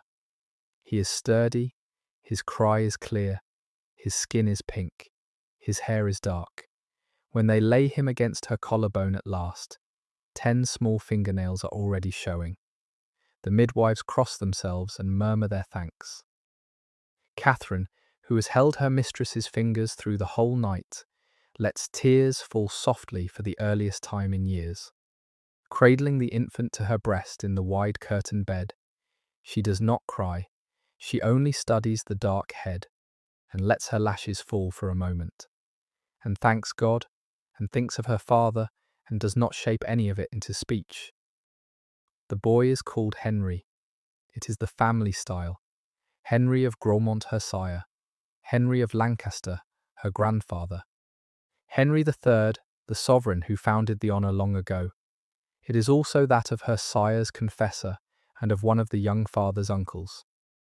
He is baptized in the oratory of Bolingbroke Castle, within the octave, by the priest of the place, in the presence of the retinue, and of 2 great godfathers, who have been ridden in for the purpose, an abbot from Bardney, and a knight in royal service. The water is warmed. The infant does not cry at the font. The priest sings, the word is spoken. Henry, called of Bolingbroke for the seat of his birth. And that is all. It is a title given for family. It is a word spoken over a babe in a private oratory of an English winter. It is not, on the day it is uttered, the style of a sovereign. That is a fold of time still hidden. John rides north as soon as he hears the news, and comes into the chamber some 10 days after the birth, having ridden through wretched wet weather at forced pace. He is muddy and chilled and shining-eyed. He kneels at the bedside. He takes the tiny dark head in the palm of his hand. The babe fits into a single palm, and he does not speak for a long time. Then he looks up at his wife with tears in his eyes, which she has never before seen him show for any reason, and he says only, in his mildest voice, that she has given him a son, and that he does not deserve it, and that God has been very kind to their house. She closes her fingers over his, and holds the boy against her with the other, and they sit together, 3 of them, in the pale morning light of the chamber where she was born. The lad grows through the spring of that season, strong and steady. He nurses well, he sleeps well. He begins, by the warm months, to smile at his mother and at Katherine and at his elder sisters when they lean over his cradle. His hair, first dark, lightens by degrees to a red brown. He has his father's grey eyes. He has, the Duchess thinks, or perhaps only imagines, something of the shape of Duke Henry's mouth. He is a good baby. He is, mercifully, and without any special sign, only a baby. And in the warm months that follow his birth, she keeps him close to her, and takes him with her wherever the retinue moves, and rocks him in her arms as she rests in the pleasance at Kenilworth, reading her hours, and does not know, and cannot know, that the warm weight in her arms is the future of the kingdom of England. It is only her boy. It is only Henry. It is enough. In the weeks that follow the boy's coming, the Bolingbroke folk keep to their winter rhythm, and she keeps her son close. The infant is signed with a water, as has been noted, in the yard chapel within the octave of his arrival, and the ducal home then falls back into the everyday care of a new baby in a noble seat. The nursery quarters at Bolingbroke, that winter, have 3 cradles in them. There is the newest cradle of the infant Henry, closest to the fire. There is the cot of Elizabeth, now 5, though she is by this time in the low bed with the wooden rail set beside it, having outgrown her cradle a season ago. There is Philippa's low bed against the far wall. The wet nurse's chair is in the middle of the space. Dame Alice's mending basket sits by the hearth. On the sill, 3 panels of saints stand in their old order. It is the third such arrangement she has kept in this castle in her life, counting the one she herself was raised in. She visits the small ones 3 times a day that winter. She comes in the morning after her chapel hours and takes the tiny dark head against her shoulder for a moment. She comes in the middle of the day to sit for half an hour on the low chair by the fire and hold him while the wet nurse eats her dinner. She comes in the evening before her own supper and reads a French rhyme to her elder girls while the smallest sleeps beside them. It is a modest set of visits, and it holds her whole cold season together. John comes north in the late winter, when the snows have thinned a little, and stays with the family for the last weeks of February and the beginning of March. He is different in this stay from what he had been in some earlier stays. He is stiller with her. He sits with her more often in the evenings, in her closet, only sitting, not talking. He plays with the small daughters more often in the afternoons in the main solar, letting them climb him and put a wooden crown on his head and pretend to receive an ambassador. He goes into the nursery in the middle of the night sometimes, when he cannot sleep, and stands looking at his son for a long while without waking anyone. The birth of a boy has gently changed him in a way that neither of them can quite say. She notices this, and she is glad of it. And she does not remark on it, only takes his palm more often at supper and gives him an extra glance across the hall. At the close of that cold season, when John rides south again for the king's business and the retinue prepares to move to Leicester for Easter, she pauses one last dusk at the window of the wide inner chamber at the ancestral seat and gazes out across the wolds. The uplands are white with the final drift of snow, and the sky above them is a pale wintry blue, and the light is beginning to lengthen. Baby Henry is asleep in the nursery. Katherine is next door with the ledger. The place is hushed. She lays her palm on the sill, cool beneath her fingers, and murmurs to herself that God has been very kind to her people through the long dark, and that she is grateful. In the summer of the year we call 1368, when she is about 23, the retinue is at Tutbury. Tutbury is one of the many castles of the Lancastrian inheritance, standing on a red sandstone hill above the River Dove in Staffordshire, looking north into the country of the peaks. It is not one of her favourite seats. She loves Kenilworth better, and Bolingbroke better in a colder way. But it is a fine place all the same, with a great hall and a chapel and a nursery block, and it has been kept in good order by her father's stewards and her own. The season is a fine one, unseasonably fine for the English Midlands, with long dry days and clear high skies. The wheat in the country below the castle is ripening well. The hedgerows are white with meadow sweet and pink with dog rose. The larks are up in the meadows above the Dove from early morning to sunset. It is a season, she thinks, that God has meant for the ordinary gentle pleasure of a family in the country. John is not with her. He is at Windsor with the king, and then he is at the Savoy in London, and then, by midsummer, he is preparing to lead a large force overseas, a campaign against the French in the ongoing long war of his father's reign. There are letters back and forth. He writes to her often, in his plain, warm hand, sending her news of the court and asking after her health and after their 3 small children.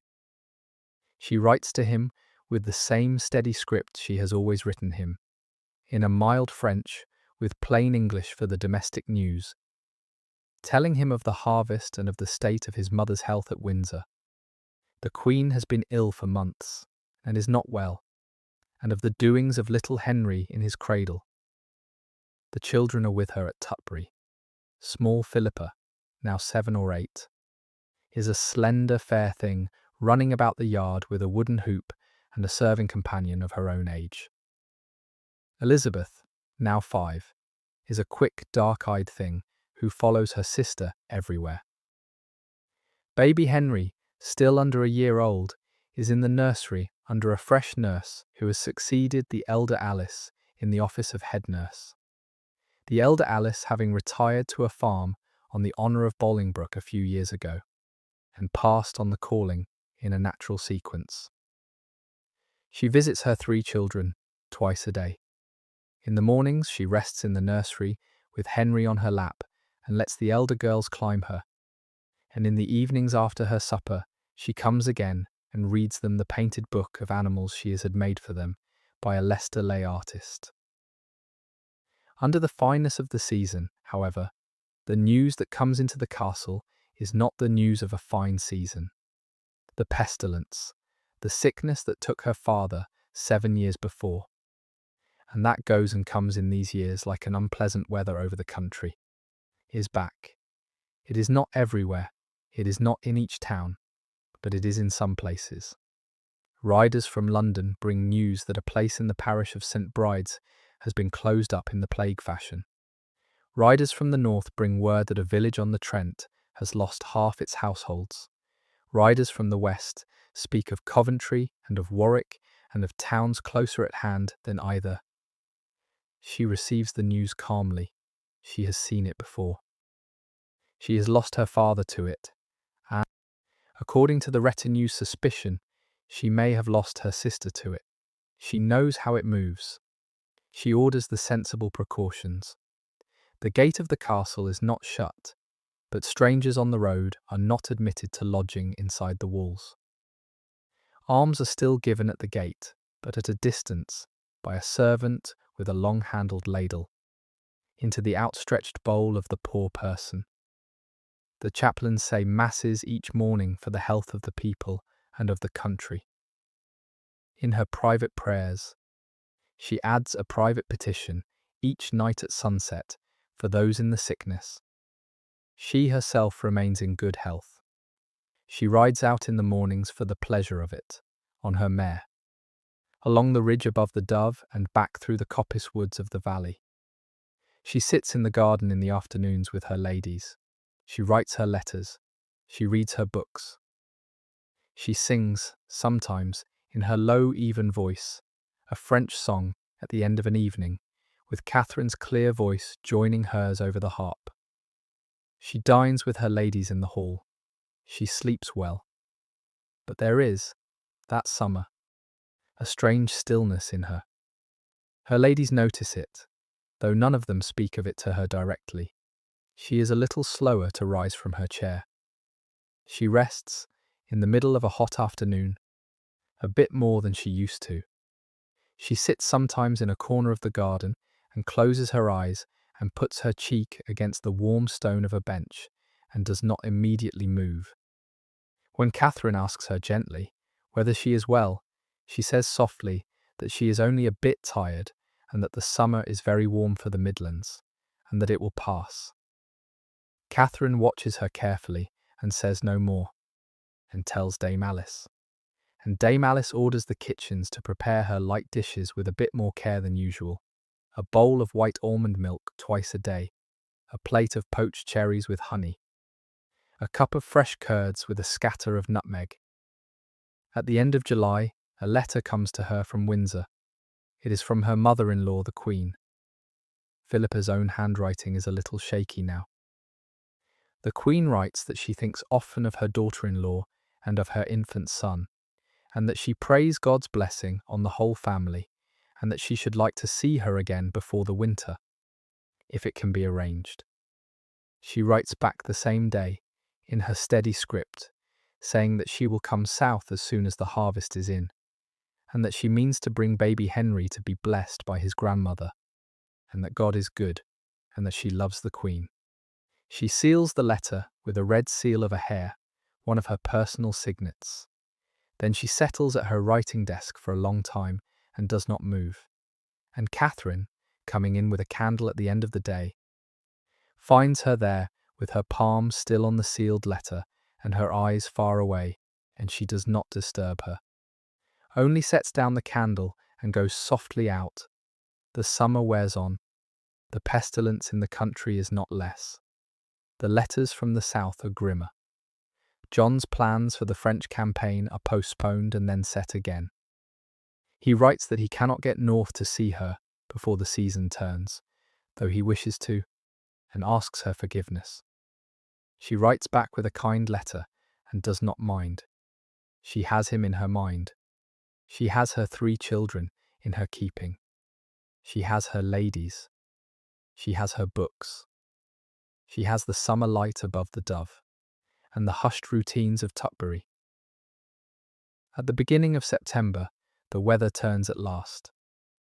Softening into the first cooler days, she sits in the garden of an afternoon and puts a light shawl over her shoulders. The larks are stiller above the fields. The harvest is being taken in below the castle. In the yard below her window, she hears the ordinary noises of a place in a fine early autumn. A boy driving in a flock of sheep, a woman calling to her friend, the smith at his forge, the chaplain crossing to the chapel with a book under his arm. It is the last week of a summer that has been fine even in a bad year.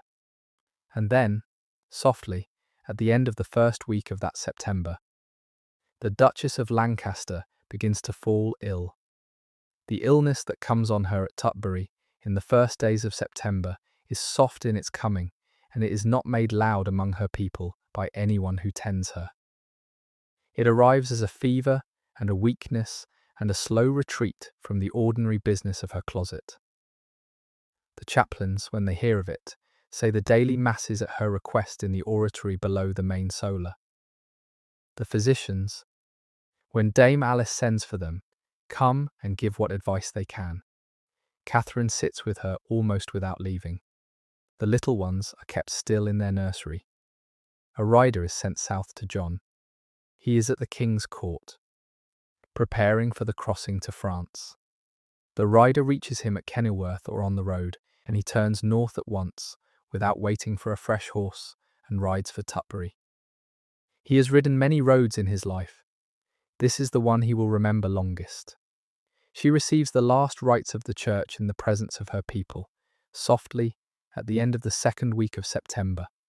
It is done in the way it is done for noble ladies of her rank and of her piety.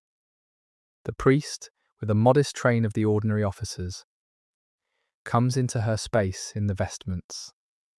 2 tapers are lit at the head and the foot of the bed. The oil is administered. The formal words are spoken, propped softly on the pillow and holding Katherine's hand. She answers the responses in her steady voice, as she has said them all her life. She takes the host. She closes her eyes. She rests.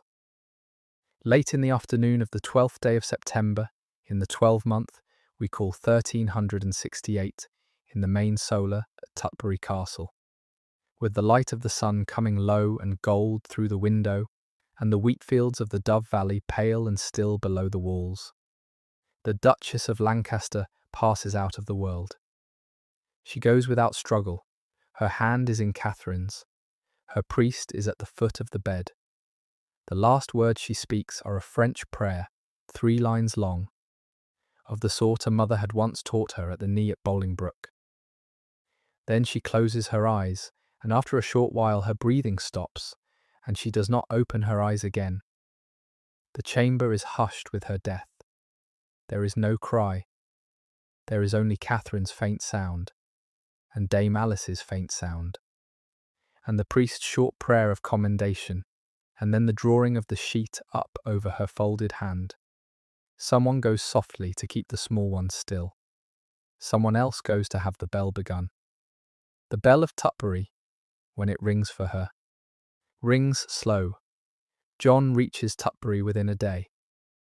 He comes into the chamber where she lies laid out on the bed in a plain white gown, her hair combed down over her shoulders, as she had liked it as a girl, a plain silver cross laid between her fingers.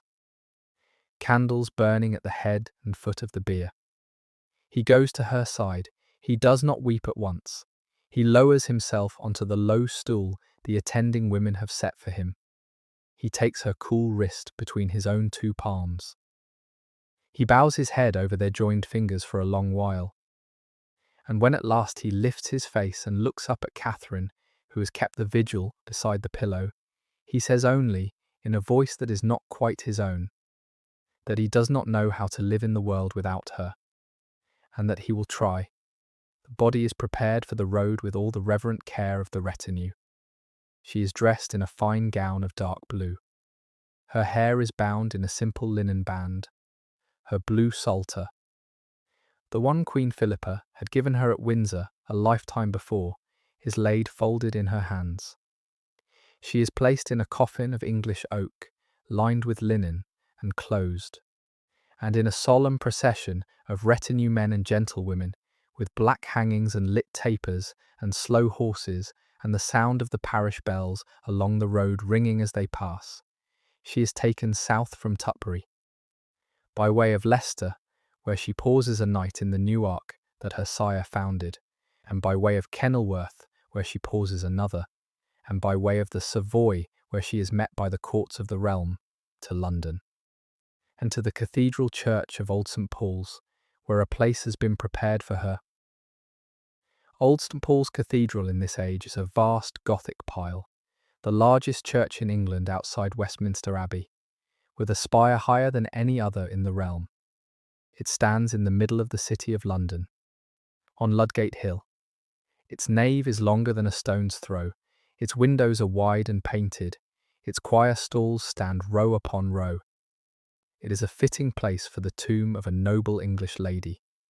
John has chosen it because it is place, he means, in time, to be laid himself. The funeral at Old St. Paul's is held some weeks after her death, when the retinue has had time to make what should be made. The Bishop of London officiates. The King is there in mourning. The Queen is too ill to come, but she sends a large length of the finest cloth of black to be draped along the bier. And her chaplain says a mass at Windsor at the same hour. The Prince of Wales is there, John's brothers are there, the retinue knights and ladies of Lancaster are there, filling the choir and the nave Chaucer.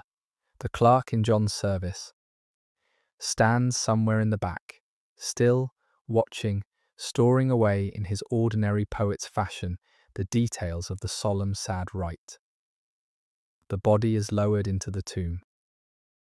It is a fine tomb of white marble, cut in the 12th after by a master mason to the pattern John has ordered, showing her in effigy upon its top, with her fingers folded in prayer, and her favoured hound at her feet, and her hair loose upon her shoulders, in the fashion of a wife of her age. The Latin inscription around the edge speaks of her as Duchess of Lancaster and mother of a young family, and asks the reader for the courtesy of a prayer. In due time, decades later, John of Gaunt himself will be laid beside her in the same monument.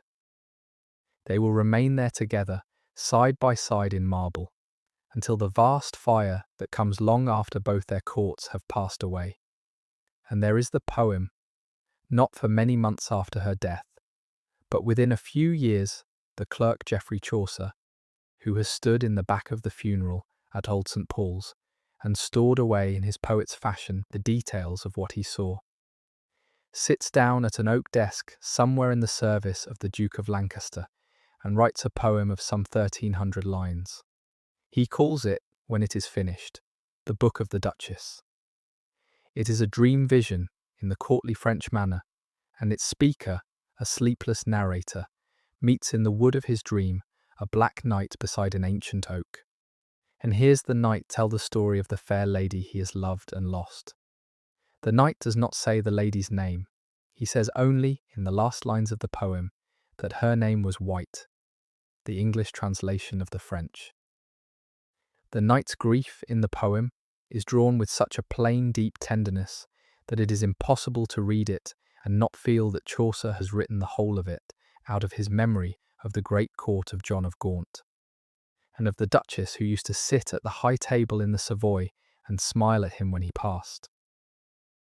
It is her memorial in English verse. It will outlast the tomb. It will outlast the cathedral it was set in. It will still be read by candlelight in later ages, when the many seats she lived in are only stones in a field. But those are things that come after her death, and they belong to the world after her, not to her. Her own last thought, insofar as anyone can guess it from the hushed manner of her going, was probably of a French prayer said at a mother's knee, of a warm fire on a hearth of Bolingbroke, of the three little ones who lay asleep in the next range of Tutbury, of the good man who was riding hard toward her along a road he would not reach in time. Her own last thought was probably of the people in her house. And so a hushed, gentle life passes out of the world, and the many places she has lived in, Bolingbroke, Leicester, Kenilworth, Tutbury, the Savoy, stand on for a while longer without her, and her little ones grow into the men and women of the next generation, and one of them will wear a crown, and one of them will be a queen across the sea, and one of them will be a noble English lady of her own family, and the poem will go on being copied and read, and her name will be spoken softly whenever any of these things are remembered. Before the tale closes, if these medieval chambers have kept good company through the long dark, please subscribe in whatever fashion your player permits, so that another hushed hour of this kind can reach a stranger on some future evening of low fire and cold linen. More lives from the same century wait behind the door, and there will be further nights when a soft voice under the eaves is the only cure for a restless mind. That door will stand open. Sleep well, stay warm, be kind to the people in your house, and I will see you in the next one. Good night.